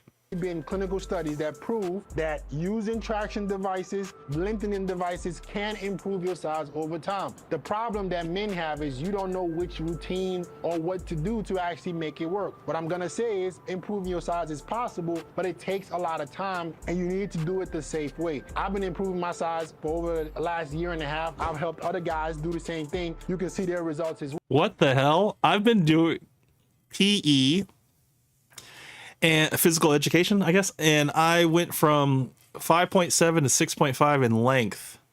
And then this guy underneath says, I can't lie, I've gone up a full inch in 3 to 5 months.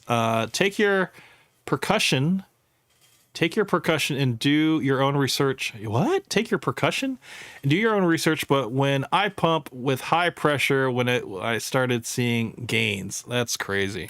Well, please don't tell me you are giving men advice on how to make their cock bigger in Discord messages. Yeah. That is so fucking weird. Yeah, what? I agree. Oh, God. So I told you Jelking is back. Like, Jelking has made a huge resurgence. So he has a couple videos about making your penis bigger. He just called it junking. I didn't think there was an actual word to what this guy was trying to give advice on, but I guess junking, that makes sense. I guess if he ever comes up with the advice is like get a rope and tie the end of your junk to it and hold a brick and just walk with it taped to the bottom of your leg all day. And that will get you the gains you're looking for. But take it off at the end of the day and reset. It's like, damn, bro, that's a little extreme. Like enhancing wee size. And so he has like a couple of shorts about it. Brother, what? And he's talking about how he's been working on his size too, which is a huge self-report on that. Yeah. As a black guy, you're supposed to be in the majority that, we're all packing, and he just self-reported and said, hey, I've been working on my size too. And that just, this guy already being a short guy, he's got one strike against him. So now he has to think, what is it? He has to think of ways to say it without actually saying it. Sonic's Mindscape. It's junking. I think that's how it's spelled. Wait, juking? Jelking? Not junking. Yeah, it's an actual term. Jesus Christ. I appreciate you being here, Sonic, because I know you care about, words and their definitions and stuff. This is a new concept to me, man. I understand that there was like penis pills and extends and stuff like out like early 90s and stuff to early 2000s. There was always these penis pills that they had that would, give you, the length and girth that you're looking for and stuff. And it's crazy how like all this stuff is just, preying on men's insecurities. And, one little insight is that what is a woman's like depth of her cooch is like, I think it's like 3 inches, 3 inches. Like that's like average, So if you're working with like anything, I mean, what is the average? I don't even know what the average is. Whatever. Average is probably gonna be like 5 to 6 or something. So if a woman's cavern is only like 3 inches deep, I think everything's gonna be all right. But yeah, hopefully I didn't come off as a no, you didn't, bro. No, you didn't. We understand that the importance of words here is very important, and I do not want to be using the wrong term. So I'm very glad that you're in the chat tonight, dude, because I mean that's something that I don't like to use the wrong words, and sometimes I'll watch some of these videos back because somebody will like make a comment, and then I'll hear myself say something that I was like, oh, I shouldn't have said that. That wasn't the right word I was looking for, and then I'll think of the word I was supposed to say, and yeah, so jelking. I need to see how they actually say that, but I think he said it earlier, how you sit. Let me see. Let's just go back a little bit. You can see their results as well. Please don't tell me you are giving men advice on how to make their cock bigger in Discord messages. That is so fucking weird. What? Oh God. So I told you Jelking is back. Like Jelking has made a huge resurgence. Jelking. So he has a couple videos about making your penis bigger, like enhancing wee size. And so he has like a couple of shorts about it. Brother, what? And he's talking about how he's been working on his size too, which is a huge self-report on that. As telling me that you got a small wiener and you're coping with it a little bit. Like, man, why? This is not alpha anymore. It never really was in the first place, but Jesus. Giving PP enhancement size tips through Discord messages? What? Anyway, though, I'll stop yapping about it. Yeah, honestly, I think that content should be held behind a paywall, like members only kind of stuff, because I don't think you want a general audience to see that kind of stuff. And then, Sonic comes back with an actual pronunciation. Like, let's see if this helps. Jelkin. Hopefully I said that right. Jelkin? Yeah. Yeah, man. That's the word of the day, I guess. It's just always so fun to find a new alpha male to talk about and joke about. So I just had to talk about it a little bit. That's it. Yeah, and FitX Fearless, he had his time of eventuality of coming onto this podcast, where we were going to talk about him and all of his craziness. But yeah, we didn't talk. He didn't shed any light on how he like makes the guys that are seeking advice to take off their shirts and see what they're working with and stuff. It's very uncomfortable to watch, man. Like, it's just like, oh man, this is bad. That's it. So yeah.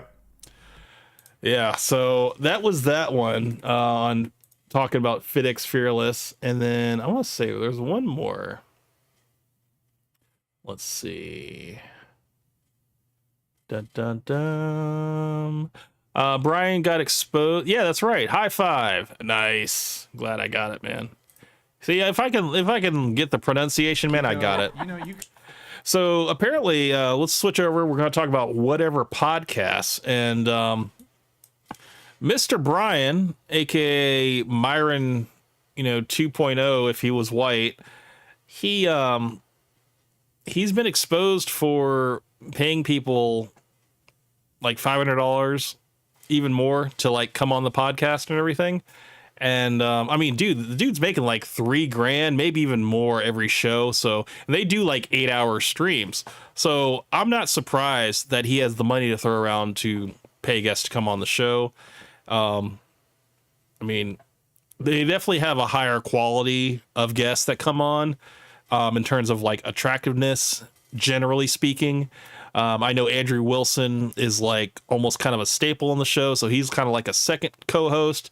Andrew Wilson, he did really well when he was on Fresh and Fit, and him being almost a regular on this show just elevates it above Fresh and Fit. So Kiko. But I think he got exposed here in this clip, and he pays guests $300 to appear on the Whatever podcast. I think it was more than that though. Oh, you could. You could just not jump in every That is a time little somebody off else is today. talking. That'd be really great. Thank you, Kiko. This is what you pay me for, Brian. I don't. You have an ad with my face saying you'd pay every woman to come on here for money, so I don't have to be quiet about that. I get asked about 7 times a day. So You get what?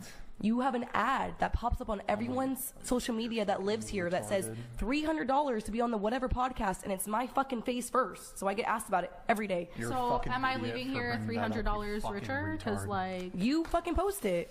that would help pay for the hotel that I got. You literally have it as an posted ad. It's nothing That was a private. very strong word, Brian. It's a literally posted word. It's a What post the fuck does that have to do with the conversation at hand? because you told me whatever.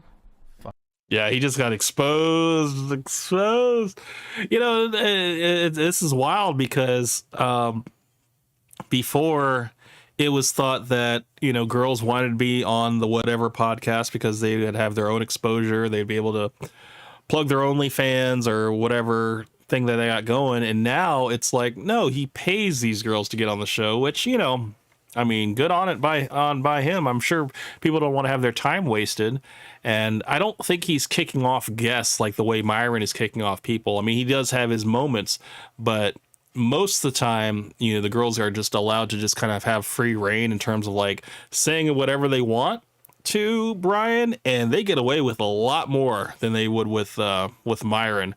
So it's kind of a different dynamic here. Fucking retard. Oh, Brian? I thought we weren't supposed to use that Brian? word. Yeah, Let's that's on the instructions. don't you please. It is. Please. We can do our back and forth, but don't fucking say that to me because that's very disrespectful, and I don't do that to you. You're the one being disrespectful, bro. Cool. Thank you for that. Oh, that's another thing. So Kiko, in her hand, she has a little slice of pizza. That's the thing that he's been doing now to keep them on for their like 7+ hour streams. He offers pizza and everything. It's just like there's a lot more going on in this show than than on Fresh and Fit, where it's like you're just waiting for people to get kicked out and not have a way to get home. They got to just call their own Ubers and figure it out. Dan says, I'm more of a fan of this podcast than FNF, even though it gets boring sometimes. I do enjoy more of the conversations they have. Yeah, I've actually only seen the episode with what's that Big Bertha woman? I keep forgetting her name. She's like not the Gorlock the Destroyer. I saw that one, and that one was kind of wild in terms of it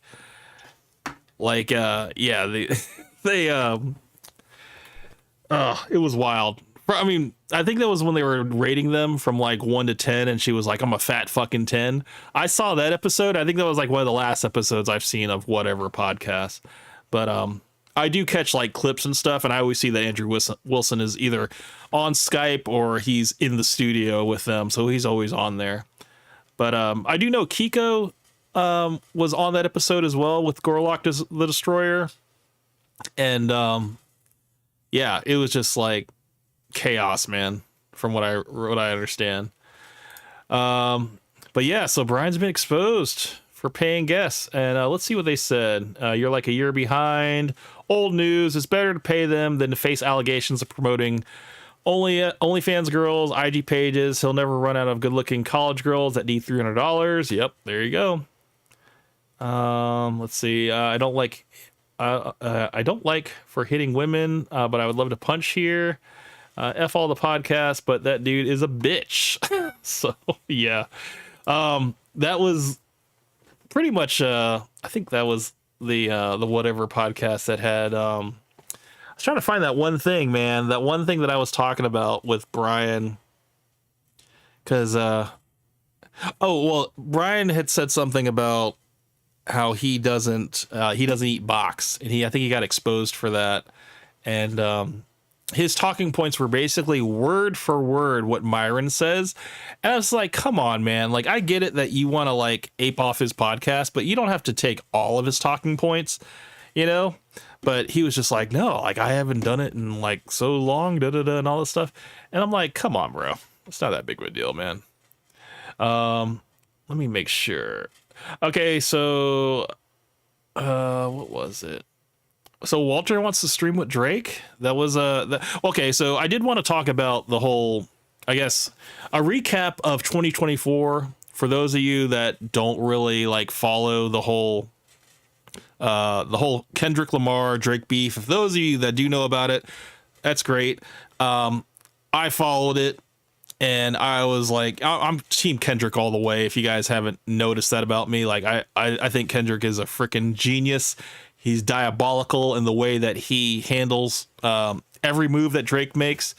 And with the Super Bowl, you know, coming up and stuff, he's basically just going to reopen that wound that he did for the whole the whole beef and stuff. And one thing that Walter, he, I guess, did a post saying he wants to stream with Drake. And so this is the one. Let me see if I can. So Walter says, I do want to do a stream with Drake. He's the GOAT. Straight glaze, nigga. I don't care.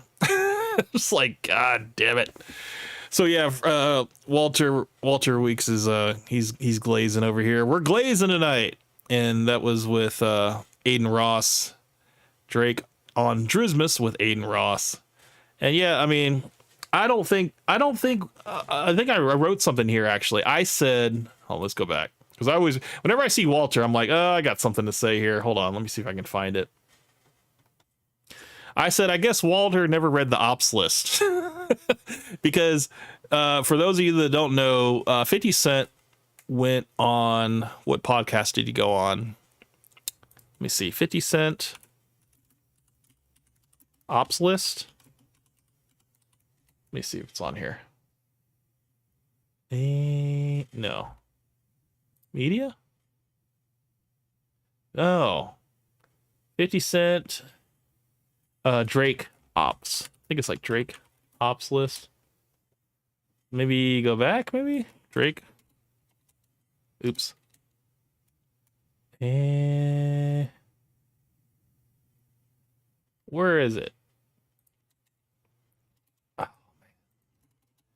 This is why I think it was just on okay, here we go. Found it. It was on the J. Cole subreddit. Drake's op list, at least J. Cole is not on this. And then when you zoom in, I hope I can zoom in on this. Let's see.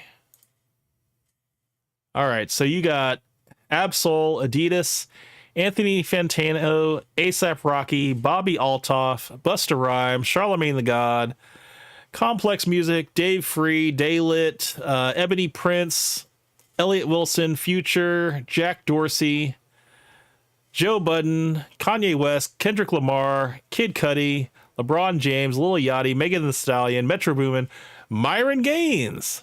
So I don't think Drake will ever go on FNF because I don't think he wants to work with them.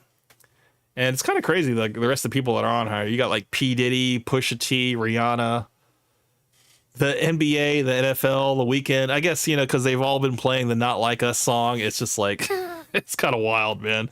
A lot of stuff here. I'm Team Drake because he was on my favorite teen soap opera, Degrassi. Whatever it Drakes. Oh, man. Hey, that's fine, man. We can agree to disagree, man. I'm all about Kendrick, man. That's my guy, man. And yeah, the fact that so I don't know if it's on here. It might be on here. Let me see. Well, no, I'll just tell you guys. It'll be easier than me trying to search it. But so Drake pulled a 50 Cent and he tried to do a thing where he paid for I think it was like he spent like $300,000 on tickets for a Kendrick Lamar concert. and I think it was all of the like the floor seats or the floor crowd seats, whatever, so that when Kendrick performed, all of the front would be completely empty. And after this got back to Kendrick, Kendrick just made the whole concert free, so the stadium filled up, and it was crazy because Ticketmaster, like the people that Drake basically paid all that money to, they got paid. Kendrick got paid because he was already going to get paid for the venue and stuff like that. And then the people that were fans of Kendrick got a free concert. So like everybody won on that one. So it was just a really nice flip. For those of you that don't know that, like 50 Cent did the same thing to Ja Rule, and Ja Rule didn't make that move. He basically just performed, and like I think like the first 15 rows were completely empty, and it was like super fucking awkward. And it was a great move, you know, during that whole 50 Cent Ja Rule beef. And yeah, Kendrick, being the genius that he is, he completely like flipped it. And I thought it was perfect, man. Let me make sure that I'm not missing anything. There was one more thing I wanted to show you guys. Let me see. I think I have it on here. Let me make sure. I think it was called No Sleep. Yeah.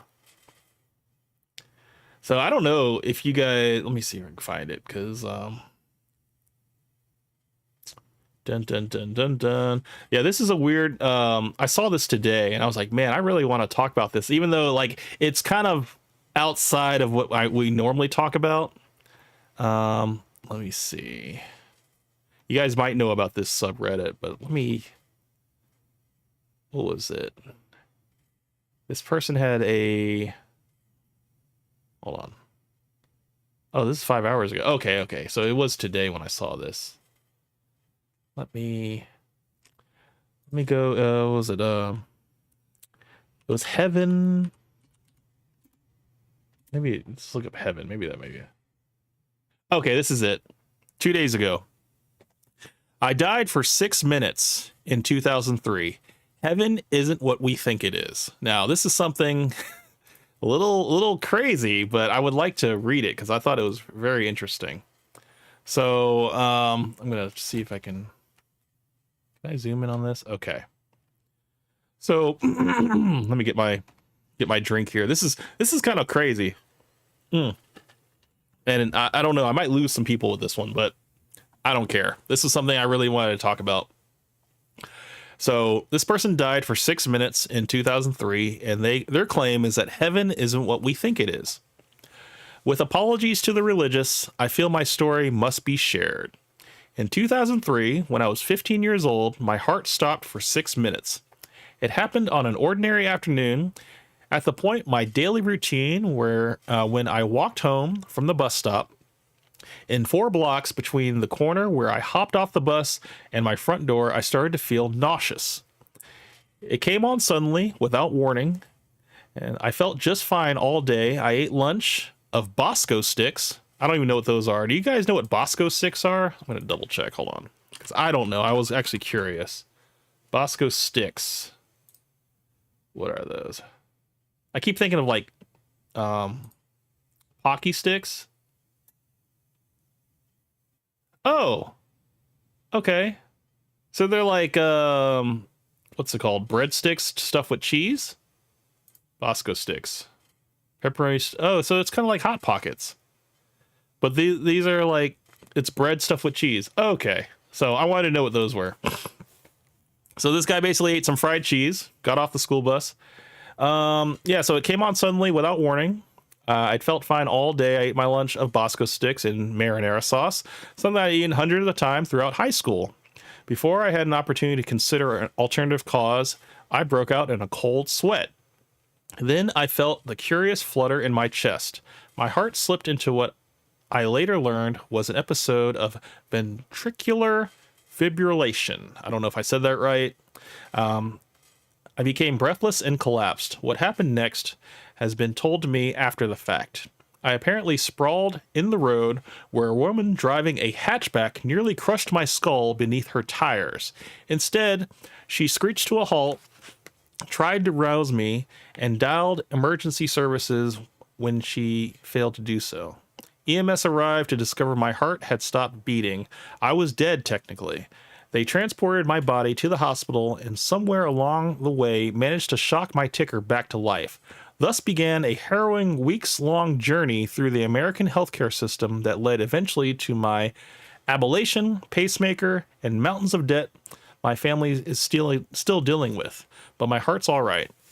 Coke Benny says, now that you sold Hot Pockets, I'm thinking about Fresh's Hot Pocket analogy. Oh, man. And and thank fuck it is, because what I learned that day has taught me never to thank God for anything. Now, this is where it gets a little serious here.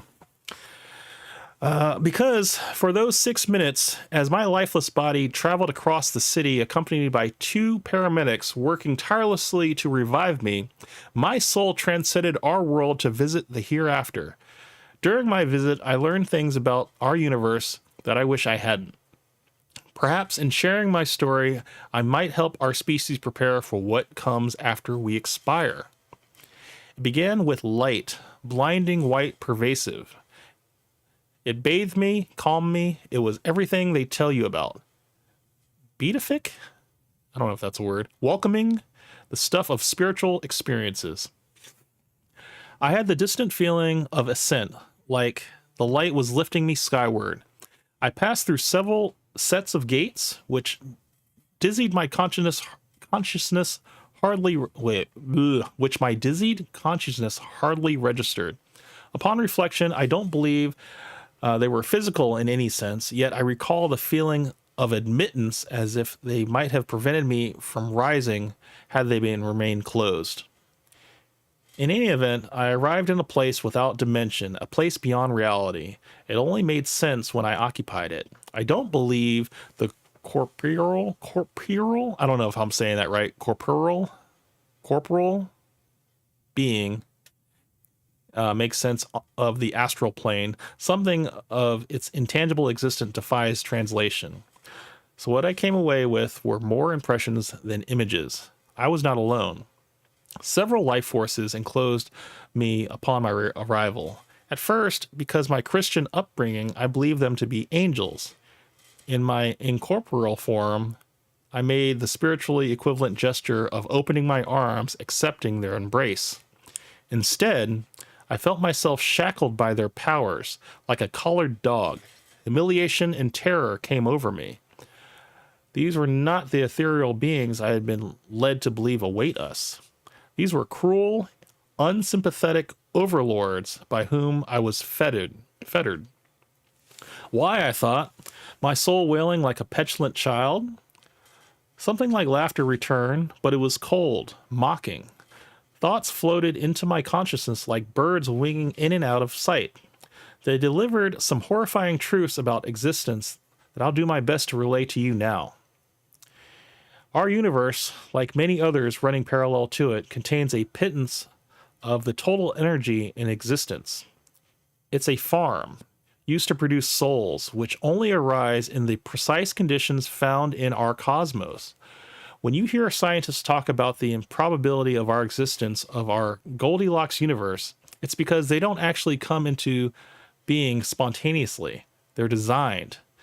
And the hands that craft them are not benevolent gods, but rapeish beings with little care for the creatures they create. Our ultimate purpose, I learned in the custody of the spirits that shackled me, was to ripen until we are ready to serve them on their higher plane. The Big Bang gave birth to the universe to give rise to life and eventuate in humanity. And sufficiently conscious organism, God, my brain, I cannot read right now, that may have harvested for use as slaves on a higher plane, where time and space dissolve into an eternity where we spend in servitude.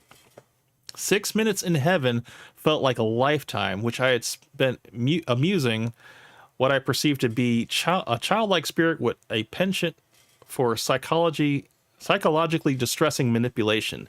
It batted me around like a cat with a caught mouse, reveling in pain it produced. Physical discomforts we imagine hell inflicted upon us pale in comparison to the torture of soul pain. Loss of loved one comes closest, that piercing emotional damage resulting from trauma. When it became clear my time had not yet expired on Earth, I was to return. I was told not to reveal their existence into the rest of my kind. My reward, they communicated to me, would be a marginally improved station among the slave population. Alternatively, I managed to convince others of their existence. Alternatively, if I managed to convince others of their existence, new horrors would await me when I return. I can't imagine anything worse than what I experienced, subsumed beneath an ineffable grief and torment. For weeks, I tried to explain to anyone who would listen what I experienced. Everyone told me I suffered a very serious and traumatic experience for a young man, that the event left scars on my psyche as well as my heart. I gave up trying to convince them. I slowly began to convince myself that what they told me was true. I had simply imagined it. A death dream, as it were. A mind reckoning its own imminent demise, trying to make sense of the experience. Then I met someone who claimed they met God. This was a few years later, when the author of a non-fiction book recounting their near-death experience visited my hometown. And then in parentheses it says, I won't reveal the author's name as I don't want to invite a lawsuit, which I'm sure he'd launch against me if he read that I besmirched him. I attended a reading and afterward confronted him about his tale. I looked at him in the eye and asked him if he really met God, something I'm sure he's dealt with 100 times. He smiled and nodded, assuring me that yes, God is real and is filled with love.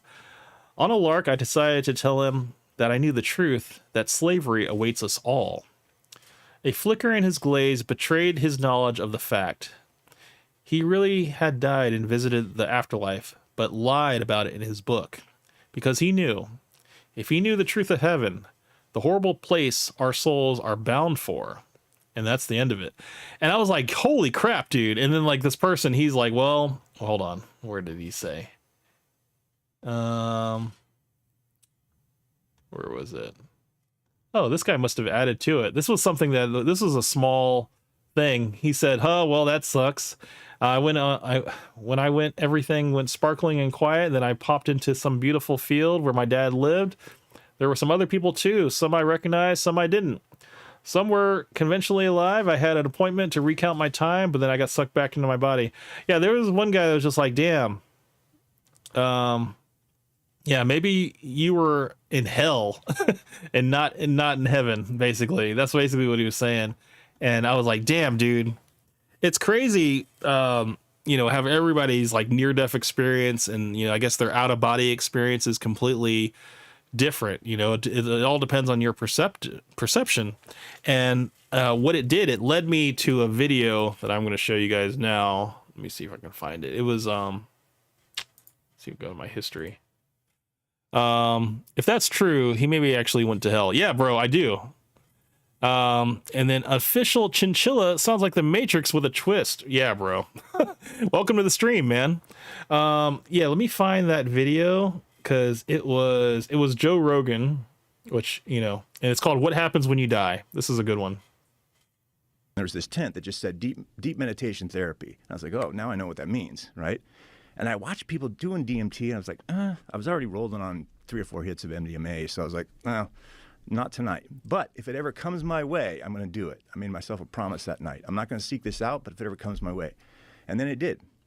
And in 2014, I just went to see a buddy of mine in Brooklyn. I was working on a documentary out there, and he was like, you want to try this? I was like, okay, before I change my mind, let's do this. And 15 minutes later, I believed in reincarnation. I believed in karma and reincarnation. So and I felt a lot better about death. Yeah, I felt a lot better about death too after I did it. DMT, ladies and gentlemen, that is the drug they're talking about. Now, in my time of being a young man, I've had the experience of doing, psychedelics, and I will say that everybody's experience is different, especially their first time experience. I won't say that I had a higher consciousness. I didn't have that like, oh, I'm one with the universe kind of feeling the first time I did it. If anything, for me, it was more kind of embarrassing because this was like when I was in high school. So it was the high school sweetheart that I had. You know, we were basically in her room. We had just had this experience, and you know, I was starting to be in my thoughts about it. And I remember in her room, she had all of these posters of Gavin Rossdale. Now, those of you that don't know who Gavin Rossdale is, he's the lead singer of Bush. Let me show you real quick. He used to date that chick from No Doubt. I forget her name. The lead singer of No Doubt. This guy. This Englishman. I don't know. And yeah, he used to be with Gwen Stefani. That's who she was. So yeah, she had posters of this guy like all over her room. And I remember, you know, once, I think it was probably like 30 minutes to an hour, the psychedelic started, you know, coming on. And I remember I was sitting at the end of the bed and I was looking at all of the posters, and the posters, they weren't like moving, but they were talking. And the first poster said to me, you know, you're just temporary, right? You know that, you know, she's loved me for a lot longer than she's ever known you. I was here before you, and I'm going to be here after you. And then I started to say, yo, that's fucked up, man. I started talking to the posters, and then like she finally comes in the room, and I got like this weird like face on my face, and she's like, what's wrong? What's wrong? And I'm like, man, Gavin's talking shit. And she was just like, of course, you know, she tried to reassure me and everything that everything was going to be okay. But like, I think it was like 17 or 18 when that happened. And yeah, it was like, I was really like jealous of a poster, you know? And, it was one of those things, man. I was like, man, he's got a point though. You know, like I look nothing like this guy, and what are you doing with me? And then she was just like, yeah, but you know, and then the whole night, man, she was just like trying to convince me that, you know, she was just a fan of the band, and, you know, she thought the guy looked good and stuff like that, but she was in love with me. And it was just like, no, I needed this, you know, I needed this type of trip so I can see more clearly. And yeah, I wouldn't say my first trip was a good trip. It was definitely an insecure trip. I've had more instances outside of that. I've actually gone to a Braves game, and you know, it wasn't intentional for me to do psychedelics at a Braves game. It was something where I'm going to my friend's house. They lived in the city, and I was like, okay, it's like 15 minutes until I get there. I have these chocolate covered, you know, psychedelics. How about I just do one now? When I get to their place, we'll do them there and we'll hang out. I didn't think we were going to a baseball game. Well, as soon as I get there, like, hey, we're going to a Braves game. And I was like, shit. They're like, what's wrong? I was like, well, I just did this. And they're like, oh, well, it's okay. You know, we'll take care of you and stuff, but we're going to go to the game and stuff. And you want to come with us? I'm like, yes. I don't want to be left alone, because I just did this stuff. And I thought that we were all going to just chill and hang out and possibly smoke and stuff. But no, they were like, no, we're going to go to the game and stuff. So we had to walk to the train station, which was probably about 10 minutes from their high-rise apartment. So we're walking, and you know, once you start walking, you know, you're getting the blood flowing, okay, and you're circulating the drugs through your body, okay. It goes a lot quicker that way. So I start to sweat a little bit, and then I start to sweat a lot, okay. We get on the train, and I'm just like, I look like I just came out of the pool, okay. I'm just dripping sweat, okay, and I just feel like everybody's looking at me, and all I can do is and I felt like 10 people all over. They were everywhere I looked. They were all looking at me. And I was like, oh, all I do was hold my head down in shame, because I was just like, I can't hide what I'm doing. I can't hide it. So we finally get off the train. We get to where the Braves stadium is. At this time, I think it was Turner Field. This is before they switched it over. And so we're over there, and we walk, we go into the little ticket counter and stuff, and I know my eyeballs are like this, like my pupils are like this, okay? And I hand the guy my ticket, he lets me in, and I remember going in there and just seeing the crowd, and you know how you can see like a heartbeat on like an X-ray, or not even heart. Well, I guess when you're looking at like a heartbeat through like an ultrasound, that's what the crowd looked like. It looked like there was a heartbeat and like the crowd was pulsating. It was really wild, and I remember when they were doing the wave and stuff, like it was so trippy to me. And I remember I was focusing a lot on the trees. There was trees that I could see from the stands we were at. And I remember just looking at the leaves, and the leaves were doing this thing where they just kind of like flip, they were just like going back and forth. And I was just like staring at that. And I think by the time we hit to like the 7th inning, I think it had finally worn off. But yeah, I want to say that was probably one of the last memorable times I did psychedelics. And it's not fun when you do them by yourself, okay? You want to do it with a group of people that you trust. And if you can do it in private, not in a public place, even better, okay? But what these guys are talking about, DMT, I've never had the experience of doing, but in terms of like the shared experience, when you do it with a group, you do kind of reach a higher state of consciousness, which, could open yourself up to a form of enlightenment. So let's listen to more of what these guys have to say. Well, what my experience was that I got, a short glimpse. Official Chinchilla says her first love. Yeah, you know what? Gavin was her first love. And he remained to be like her celebrity crush for, I think, like we were together for like 5 years, so she loved him all the way through. I think that's still like her favorite guy. Coke Betty says at least it wasn't Chad Kroger from Nickelback. Oh god. Look at this photograph. Yeah, bro, that guy. I'm not gonna lie, bro. I listened to some Nickelback back in the day, bro. I'm not gonna lie. So, but yeah. It's sort of a user manual for the cosmos.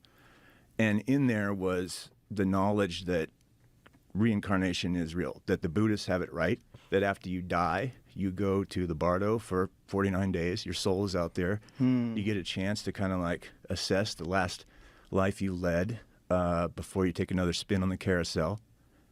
Learn what you can, get rewarded for your good deeds, suffer for your sins, and then go back. And I believe it, but I also just like it.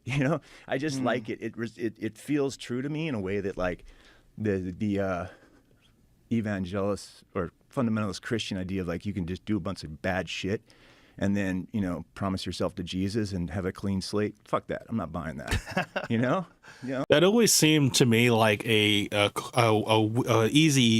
easy out, like you do all this bad stuff, you get away with it, and then you just say, I accept Jesus Christ as my Lord and Savior, and then you're cleansed of all your sins. I mean, I don't think it's that easy. I think you still have to answer to all the bad things you did, whether it's true or not, whether it's just internal darkness, whatever, or it's what these guys are describing, that, you get to recap your whole life, get rewarded for the good things you did, the good deeds that you did, and then suffer for all the bad things you did, for all the stealing, for all the lying, for all the cheating.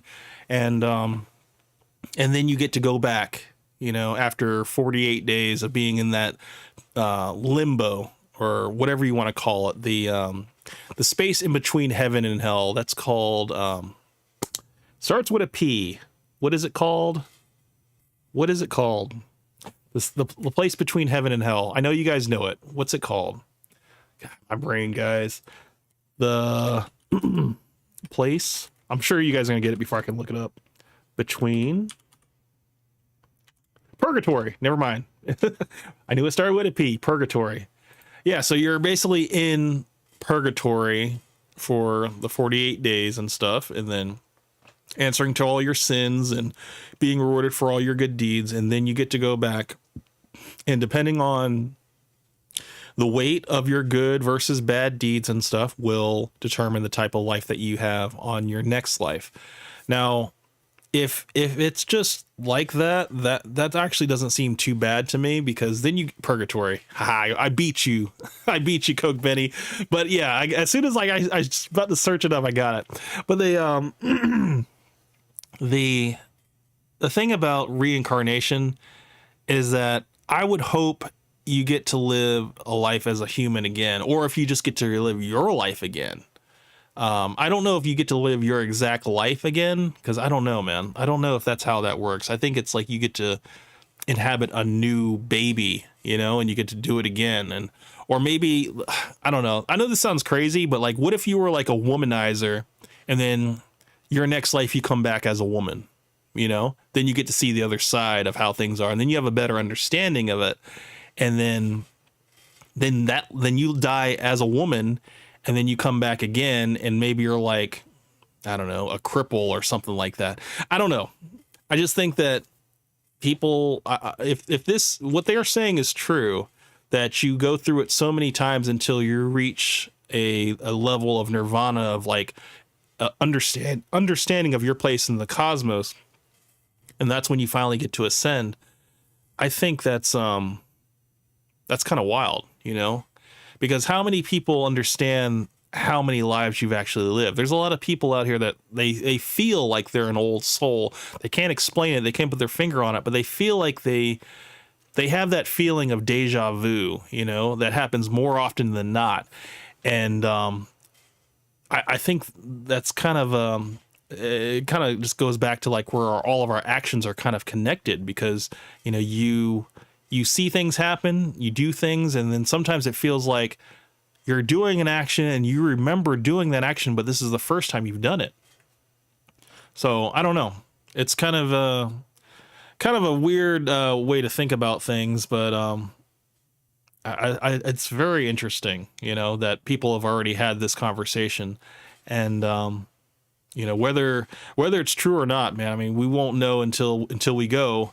It is definitely something that is interesting to me to think about. Oh, yeah, but karma and reincarnation, I'm buying it. There's something there. I mean, it's fascinating that concept has existed for so long, you know, and even the concept of heaven that existed for so long, right? And angels and souls and all those things. I think we have a very limited ability to grasp reality. And I think that limited ability is biological. It's kind of based upon our primate origins and what we are as a thing, as a biological entity. We have essentially the tools that we need in order to survive.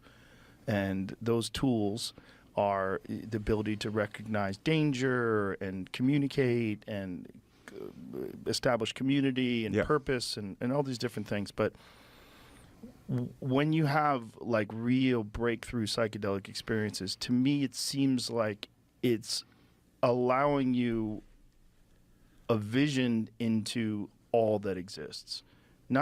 Now, one thing I wanted to think about, you guys know the picture of the time traveler, the guy that, you know, is pictured in black and white photographs that has more of a modern look. He's got like sunglasses on, and you know, they have the guy with the cell phone in the picture of, you know, where there were no cell phones that were like, you know, the current smartphones that we have. And I think it's possible that time travel is a thing, you know, and that it has been documented, but it hasn't been understood, you know, fully. And I think it's possible, you know, how, you know, like people can remember their dreams. I think it is possible for people to remember their past lives. It's possible. And for them to actually, now that they have that knowledge of, oh, we get to do this all again, they go into their second life with a little bit of like, oh, none of this really matters, you know, or it does matter, but it doesn't matter like in the way you think about it, you know, like having to be successful and having to like strive so hard and work so hard to acquire all these things that we think will make our lives whole. You realize that, oh, none of that stuff really matters, you know. It's just about the people that you come in contact with and the people that you affect with, you know, your knowledge and then the knowledge that you gain from others. You know, it's all about what we gain from this life and how we lift other people up with that experience and knowledge. And I think it's very possible that there are people that are living among us that have this grasp of a past life or past many lives, and they are able to meditate and like harness that and constantly be in that mind state that we are only who we are through other people, and the people that remember us and the people that we've affected and stuff, that is who we are. This whole thing of like, oh, I gotta have, this in order for people to perceive me as that, like I gotta make sure that I'm making this amount of money so people, perceive me as this, and I gotta have this car, and I gotta have these abs, and I gotta have all this stuff. It's like all this stuff is just like, it's all like silly at the end of the day, because it's the person that you are that people connect with, whether it's a blind person that is just hearing your voice and figuring out who you are just through your tonality, or a person who is, deaf, but they see who you are and they can see your aura and they can just feel the kind of person you are rather than actually hearing what you have to say. I think that's very, I think people still have this way of connecting to one another without words. It's nonverbal. And I don't know, man. I know I'm kind of going off in like kind of weird tangents, but I think that it's very possible that it is possible to live multiple lives, man, to die and come back again, and also have remembrance of the past life. If it's not fully 100% clear, it's still just like it's in pieces. You feel that there were moments of your life that you feel that you've experienced, but you haven't actually experienced them in this life. I think that's very possible. Not just what you're physically capable of seeing as a human being, but this chemical gateway or whatever it is that psychedelics give you allows you to see that these things, what I got out of it is that everything is connected. Every action, every thought, your thoughts, your life, your words, your deeds, the way you approach things, the way you respond to things, that they're all connected in some very strange way. And living my life, the more I follow that as thinking that everything is all connected, the more my life has been more beautiful. Right. The more my life has been more rewarding and rich and more pleasing, more filled with love and community. And it's something that I kind of need to like remind myself all the time, because I think the biological entity has certain like human reward systems that are built into it. Try to acquire resources, to try to, to try to establish dominance, to try to succeed. There's all these different things that as a human, people are, they want success, they want all these different things. And that those things can kind of, because you could see the physical manifestation of that work, that can sort of overcome the idea that everything is connected. And so that's, I think, why people cheat on their taxes or insider trade or do all these different things, fuck people over in business deals, and they don't think that they're going to experience any negative consequences of it. Right. But I don't think anybody gets away free. Again, that's why I like the idea of karma and reincarnation. Yeah. Yeah, karmic retribution, the things that we do to others in this life, I don't think we get away with. I think there's always something we have to answer for, and I'm not a perfect person. I've done terrible things in my life that I've gotten away with, and I know I will have to answer for those later in my life, and whether it comes back in karmic retribution or in something, I know that there's no way. There's no lesson in getting away with it. There's only a lesson in having to pay for it and having to stand up to it and face the music. I think that's something that's very important. And, I think that's a lesson that a lot of people have to learn, that, you only learn from the negative things that happen. I think whenever you're winning, you're there's not really much learning or growth going on. But when you're losing and you're in the trenches and you're failing, I think there's a lot of growth. There's a lot of room for growth, and there's a lot of learning to do. Get away with it. There's something to it.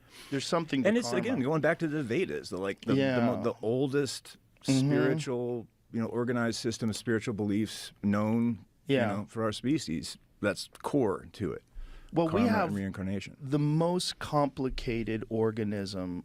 We are the most complicated organism that we're currently aware of, in terms of our ability to manipulate our environment, our ability to communicate, our ability to create things. Yeah. But we don't have an operator's manual, right? Which is crazy. So we're essentially running on this primate software that was really established. It's almost like we have DOS or Windows 95, and we just keep refreshing it. Right. We don't. Right. There's no real Right. new operating system. Yeah. And it's so filled with flaws. The human operating system is designed to ward off predators and to fight off neighboring tribes and to try to avoid starvation and to try to make sure that your genes pass on and that your enemy's genes don't. And to exist in 2024 in modern Western world with all of our technology and all of our knowledge and all of the information that we have available with this ancient primate software is so problematic. It's so fraught with peril. There's so many things that can go wrong, and so many people that go sideways with drug addiction and gambling addiction and sex addiction and this addiction and that addiction and so much chaos.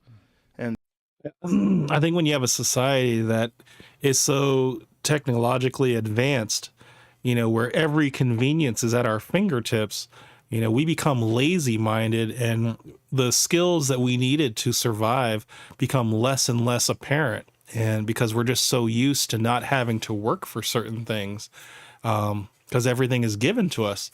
I do think that if the world were to come to a screeching halt and iPhones were no longer going to be made, and the phones that we currently have are going to be the last phones that we have until the battery dies, there won't be anything new, and then we have to just figure it all out again.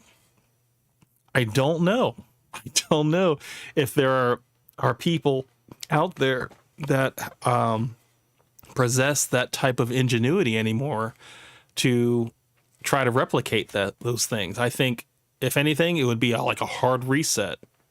You would have, the situation I'm talking about is if you were to take like all Apple iPhones and all Androids and just they all explode, So now we all have to figure out how to get back to that point again where we're, to this point where we're obsessed with social media. We're using Uber Eats for everything. We're swiping left, swiping right for relationships. We're not having to leave our house for any type of convenience. We have Netflix and we have Hulu, and, people don't go to the movies because they have movies at their house. It's like you have all of these like conveniences to get back to that convenience. It's like you got to go back out to hunting for food. You got to go back to protecting yourself and your family, because I don't know, man. I don't think there are people that are built for that type of survival, because that survival instinct that we all have that's ingrained in us, we haven't had to use, because we've just lived such a cushy life of convenience. And it's really it's very interesting. It's very thought provoking, at least in my eyes. Sonic says, Camp, I don't know if there's a warning, but just in case, check to see if there's a warning against you for copyrighted content, because they got me with a warning like that. Let me double check, man. Let me see. Sonic's over here making me nervous, man. Let's see. I think once I end it, we'll see, but I don't think I've gotten anything as far as a copyright. I think once the stream ends, I think I'll probably see that stuff, but I haven't seen anything yet as of right now. Let me just see. That would probably be on, let's see. Yeah, as far as what I know, I don't see anything. Yeah, we're okay for right now. I bet once I end the stream though, we'll probably get something because, but yeah, I mean, I just wanted to shed a little light on this because, you know, Joe Rogan has on a lot of great guests, and especially when he talks about the whole DMT thing and how it really like opened up his third eye, and, you know, he started, you know, really grasping at, you know, their place in the cosmos and like our whole existence as a whole. I just find it really fascinating. And, you know, the fact that we don't possess the knowledge to understand if we were approached by these ethereal beings and stuff that were to drop all this knowledge on us about our place in the universe, that we would even be able to understand 1% of what they're talking about. You know, I just don't think that we're equipped for it. Let's see. We got like 2 minutes left in this. We'll just play the rest of it. Let's see.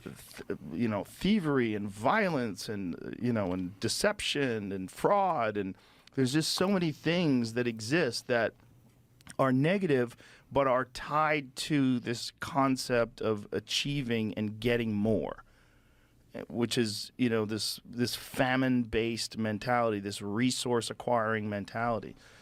And I think that's kind of the issue that a lot of people have, is that, you know, they get on this grind of like, oh, I have to make so much money. I just need to do it. It's in me. Like, I just have to, even when I make my goals of making money, I got to make more, you know. It never ever gets to that point where I feel like I have enough, you know. It's like you just continually going. It's like an endless, it's like when you gather things, you know, when you are like a hoarder, you know, you just become this person that you just cannot, you can't let things go. You know, you have to just hold on to everything, and you try to just, you know, get to this point where, you know, like I'll get to a point eventually where I have enough and I can actually sit back and relax, but it's never that. You never get to that point. My Sonic says it usually happens midstream. It should say that there's an excellent connection, but if it's green, it's all good. Yeah, dude, looks like we've been green all day, bro. From all I understand. Let's see. Let me double check. It's good that you said that, man, because yeah, it looks like we're good, man, from what I understand. Looks like the bit rate is probably like dropping a little bit here and there, but now it's like, yeah, we're okay. We should be all right. That really is like the monkey stealing your sunglasses so it can get mangoes. Right. It's really, you Really? know? No, totally agree. And I felt like with DMT, I got like a very short, it was like, I felt like there was this sentient, generally benevolent force out there in the cosmos that was like, okay, look, I'm going to give you a lot of information. You're not going to be able to retain most of it. Right. But you ready? Here we go. Yeah. And one of the things that I brought back that I still believe a decade later is that reincarnation's real. That's how it works. Karma's real. That's how it works. What you do in this life affects your next one. So, and that also gives you like kind of the user's guide you're talking about how to be a better person, how to be a better species. Yeah, I didn't get a reincarnation vibe. I'm not opposed to the idea of reincarnation, but I got a vibe that there's other things, and there's other dimensions, and there's other experiences, and there's maybe levels of existence. So I think what Joe Rogan's experience was most likely like a multi-dimensional, like spiritual plane. You know, like there's multiple different realities of the same events going on, just slightly different. And whatever actions we take in one life, there's another plane of existence that's existing right on top of it, where we went a different way. And you know, I think that's and it can stretch on to infinity. You know, I think that's very possible. And then I don't know if you guys understand the whole Mandela effect and how some people remember certain things a certain way, but then other people like, no, it's only ever been this way. You know, and then you go back and you see it and you're like, yeah, that's kind of crazy, like how it was this way.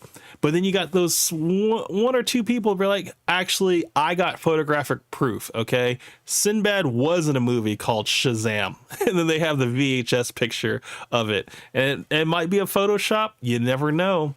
but it's but then you got people that actually will play like clips of it, and they're like, no, he wasn't a movie where he was a genie, and then people are like, no, that was Shaq, and you're like, no, that was Kazam. And yeah, I mean, I think that whole thing with the Mandela effect, I think that is also that could be tied to it in terms of people having past memories of certain things, but then they change it and they just hope that we forgot it. But then there's some people that still kind of hold on to it. They're like, no, I know I'm not crazy. I know I remember it this way. So, and that this existence that we're experiencing right now as human beings is just this very strange, confusing, almost like a puzzle that you are on this planet trying to solve, and you can get distracted. Yeah. You can get distracted by all sorts of things in this life. that was pretty much it. As far as shout out to Joe Rogan, that was a good one. I saw that right after I read that Reddit post, and I was like, dude, that's so crazy, man. Like it's wait, hold on, what is it?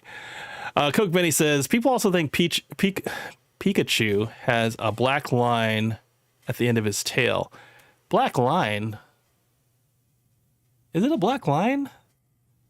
I don't even know. Let's just look, dude, because I've always thought Pikachu had like a yellow and black tail. Maybe I'm wrong. I don't know, dude. I need to see that tail, though. Holy shit. You're right. Yeah, see, I've always thought that there was a black tip at the tail. But maybe I was just thinking about the ears, not the tail. Damn. That's a good one, dude. Because in some drawings, look at this. Well, no, that's not the same thing. Yeah, it looks like his tail is a little bit darker.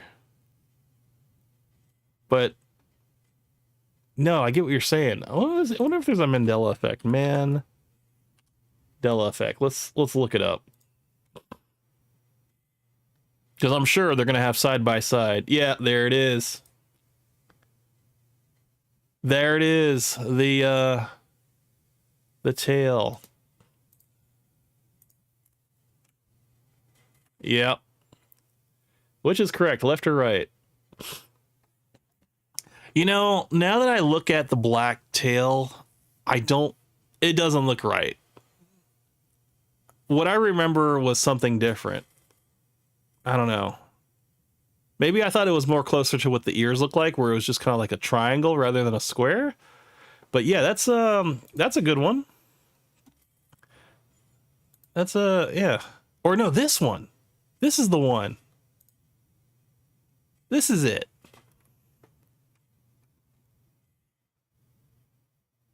That's it right there, dude. Hold on. I don't know. Maybe it was the TV show, because I know the TV show had this, but maybe not. Maybe I'm wrong. This looks right though. I don't know, man. Oh, and Coke Benny says in the Monopoly guy, people thought he wore a monocle. He didn't? Wait a minute. Hold on. Did he not? Did he just wear glasses? Or was his eyes just circular? Monopoly guy. Hold on. What the hell? I could have sworn he had a freaking... Oh, shit! Wait, there it is. Oh, wait. Damn it. That was a picture of it. Go back. That was crazy. That was literally like what I was picturing. Let me go into... Oh, not link. I just want to get the image. Dang it.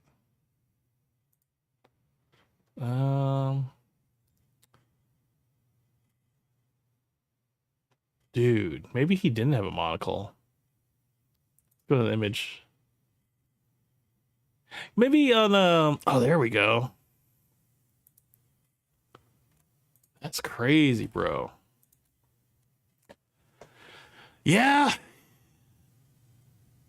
That's the thing, man. Man. For some reason, I remember him having a monocle, but he never had a monocle, is what you're saying? What the heck? That's crazy, bro. That's like, man, that's like mind blowing. Because yeah, I do remember, and maybe it was like on a chance. Oh, here we go. Look at this. He's got a monocle right here. See, some people definitely remember that. And dang, everything I'm seeing though is like, oh, it's a Mandela effect. Mandela effect. That's crazy, dude. I mean, this is it. This is the thing I remember when he's running with the bag of cash and he's got the monocle on it. Oh, it's a whole Mandela effect like article. But yeah, this is it right here. This is what I remember. This right here.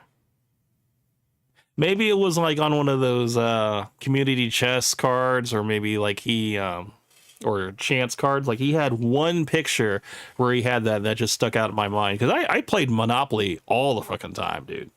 And yeah, I guess but then I have like probably 4 or 5 different versions of Monopoly now. I have Breaking Bad Monopoly, I have like Super Mario Monopoly. I got a bunch of Monopolies now. I got like 4 or 5 of them. And yeah, and I see this now where he doesn't have the monocle. So yeah, man. But yeah, you're telling me, oh, so Coke Manny says, yeah, he never had one. Holy shit, dude. Dude, that's crazy. I think something happened, man. Something happened with this whole this whole thing, man, with this whole Mandela effect, bro. It's like, it's crazy, brother. I think that stuff has something to do with I don't know, bro. Just I don't even know how to explain it. It's just crazy shit. What was the last thing I was gonna show you guys? Let me see. Make sure I find it. Bro, I think that might be it, honestly. What are we at? We're almost at 3 hours. That's it, man. I think that's it. I think that's all I got. Yeah. Yeah, so as far as the other things I wanted to talk about, like, I guess the different people that died and stuff in this year, and people that were, that impacted our lives and stuff, people that, like, that we found very interesting, or, whatever. I wanted to talk about that, but then I was just like, you know what? We just talked about death just now and all that stuff. I don't think we need to continue the whole conversation of death. Coke Manny says, well, whenever people see someone dressed like that, they always wear a monocle. So they see someone dressed like that, they expect a monocle. Yeah, dude, that's what I'm saying. I think that's what it is. It's the whole attire, from the top hat all the way down to, like, the penguin suit that he wore. Yeah, it just makes sense that he wore a monocle, and yeah, I don't know, dude. But that whole thing about Shazam with what's his face? I can't think of his name. Shazam movie? Shazam. Not Shazam. Not that was Shazam. Not the one with the not this one. Dang it. The Genie movie. Shazam Genie? Oh wait, 1994. That's it. That's got to be it. Sinbad?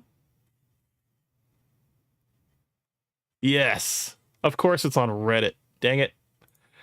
They just think we're crazy. Oh, here we go. Oh shit. Go back. I need this. I need this picture. Yes, this is it, bro. Right here. This is the VHS. Hold on, let me see if I can This is the shit right here that I remember. Shazam. He's a genie with an attitude, and he's ready for an unforgettable adventure. Sinbad. Now, even Sinbad claims that, oh, I was never in a movie called Shazam. But here it is. What was it? Oh, let's look for the year. Where's the fucking video? Printed in the USA. Where's the year though? Dang it. There's got to be more information on this. 1994. And then, yeah, the first line is, no, I'm not talking about Kazam with Shaq. I'm talking about Shazam. We all rented it from Blockbuster back in the day, but nowadays the movie doesn't exist. Nothing on IMDb. I swear to God, I think Sinbad paid like millions upon millions of dollars to have this shit burned and buried and just destroyed. He recalled every videotape, but there was the small few of people that paid for that shit. And what does it say? VHS 8, $15. This guy's selling it? What the hell? Wait, what? People are also saying C-3PO doesn't have a golden leg. What? Wait, what? That I haven't heard of. Hold on now. Let's go back. C-3PO? Golden leg? Oh, it says silver leg. Golden leg. I thought he had a whole solid gold, like... Oh. What? When did he have a silver leg? This is what I remember. Right here. Hold on, let me see if I can... I remember this. Full body, all the way gold. Solid gold. That's what I remember. But now you're going to tell me that this guy's had a silver leg this whole time? What about the toys? Dude, the toys have always had... What? Wait, hold on.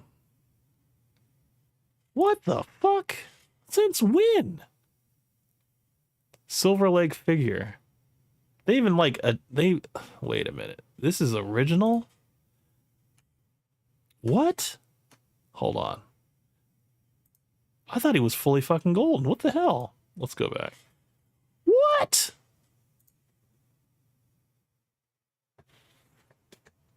What the fuck? I guess because it happened so quick and it's rare that you see like his legs and stuff. I mean, it's always shot at a distance and stuff like that. But I always thought he was just gold all the way throughout. Wow. That's a detail I'd never noticed. Damn. This shit's crazy, bro. That's wild, man. Hold on. Here we go. We got a timeline. Let's go back. Yeah, see, he didn't always have this. Hold on. Evolution of C-3PO. So let's go back to Star Wars. So this is Star Wars. Ah. See, this is what I remember. Look at this. Hold on. What are we doing? Yeah, scroll over. Yeah, so the first one, the original one, this is Star Wars. Is that a different color? Or am I tripping? That looks like that's both gold. Sonic says you're in a parallel world camp. Oh, dude, I know I'm not crazy because look at this. That kind of looks like two different colors right there. I don't know. Okay, and then hold on. See, I'm not too familiar with the other stuff outside of like the saga movies. So in Clone Wars, I guess that was an animated one. He had two golden legs, and then when he was in Rebels, it was a more pronounced silver leg. Hold on. Damn it. Do that again. And then Galaxy of Heroes, the silver leg jumped to his left leg. Because first it's on his right leg, now it's on his left leg. And then in Star Wars Force Awakens, he has two golden legs, but then he also has a red arm. For no reason at all. Like that just happened. Star Wars Droids, the animated special, he has two golden legs, two golden arms. Huh. Attack of the Clones, I guess he was gold, but this isn't like polished, I guess. And in the most famous one, when people thought Darth Vader says, Luke, I am your father, he actually says, no, I'm your father. Now, I have seen that, and I know of many people that would quote that wrong. So, yes, I do know that. One of the, I guess, a current one would be when people talk about the show Squid Game, they say Squid Games when there's the games part is not, it's not plural, but everybody says it. I'm just like, it's not Squid Games, it's Squid Game. But by the way, have you guys seen Squid Game season 2? Holy crap! I watched that entire thing the day after Christmas. I did it all in one sitting, and dude, that was amazing. It was good, but it just sucked that the way they ended, because now you gotta wait until next year until it ends. But I'm not gonna spoil it for you guys who haven't seen it. It's just go watch it, man. It's on Netflix right now. It's if you haven't seen the first season, I highly recommend it, man. See, look, even the freaking this is the I was actually I came across this. This is one of the most this is one of the rarest Lego figures, and it's a gold-plated C-3PO. Let's see how much people are selling this shit on eBay. It's gotta be something ridiculous. Hold on. It will load. People are already... Let's see. So right now the value for this is $2,400 for this little guy right here. That won't even load. 1 in 10,000 limited edition C-3PO. That's insane. Can I get a picture of this thing, please? This guy right here. Whoa, somebody's selling it. Oh, wait, it's chrome gold. Somebody's selling it for $15? Yeah, that can't be authentic. Damn. Well, that might be enough internet for today. I do want to thank everybody. I'm going to go ahead and end that here. This kind of went a little bit off on a tangent, but it was good. It was a good little 3-hour excursion. This is the last stream that I will be doing for 2024. When you guys will see me again, it will be 2025, and all of this will be new. All of it. So say goodbye. Say goodbye. This is the last hurrah. This is what it will all look like. Everything will look different when I get back. So I do want to wish all of you a happy new year. I hope you guys are all safe. I hope however you want to celebrate the new year, I hope you celebrate it safely. I hope nothing gets dropped into your champagne flutes. I hope you guys all get home safely. And other than that, man, I had a great time. Sonic, Coke Benny, Kavos, and the new guy that came in here. I don't remember your name. What was it? Let's go back. Official Chinchilla. Thank you so much for joining us, man. I appreciate it. It's always good to find like new people, man, on this. And I know Sonic, I watched both of your videos earlier today, and I wanted to say to you that I support everything you're doing, my brother. And I want you to hear it from my mouth that whatever you choose to do, man, just know that I'm in full support of it. Don't let these haters get to you, bro. I know that you were saying how whenever you do a video, you hate going into the comments because you're always finding hate. Bro, you really can't let the hate get to you, man. Like you said who goes online looking for hate comments? And I had to, you know what? You guys saw that video, right? You saw Sonic's video. He said that, and I was like, I do that. I go out looking for hate all the time. So the answer to your question, Sonic, is me. I'm the guy that goes around looking for hate, and if it happens, man, it's like I embrace it. I know that if I'm getting haters, that I'm doing something right, and you should feel the same way too. Let's see. Coke Benny says it's been a fun ride, Camp. Thank you, brother. I appreciate you, coming out, man. Sonic says, yo, this is dope, man. We'll see you next year. And by that, next week, lol. Happy New Year, brother. Coke Benny says, we got you back, Sonic. Yeah, bro. We're both here, man, to support you, whatever you do. And yeah, bro, if you got haters, man, the only thing you need to focus on is getting more haters in 2025. Okay. The more haters you got, that's how you know you're going the right path, brother.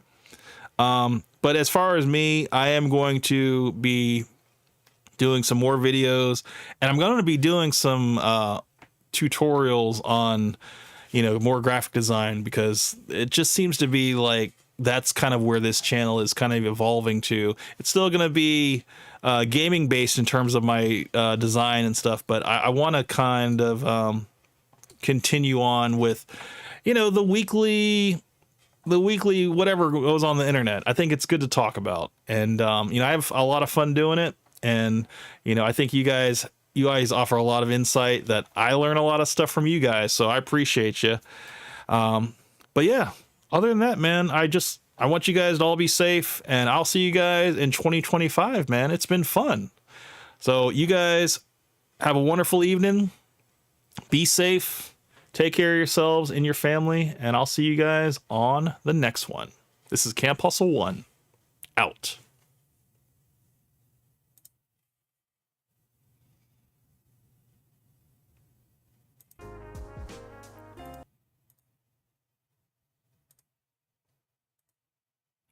See.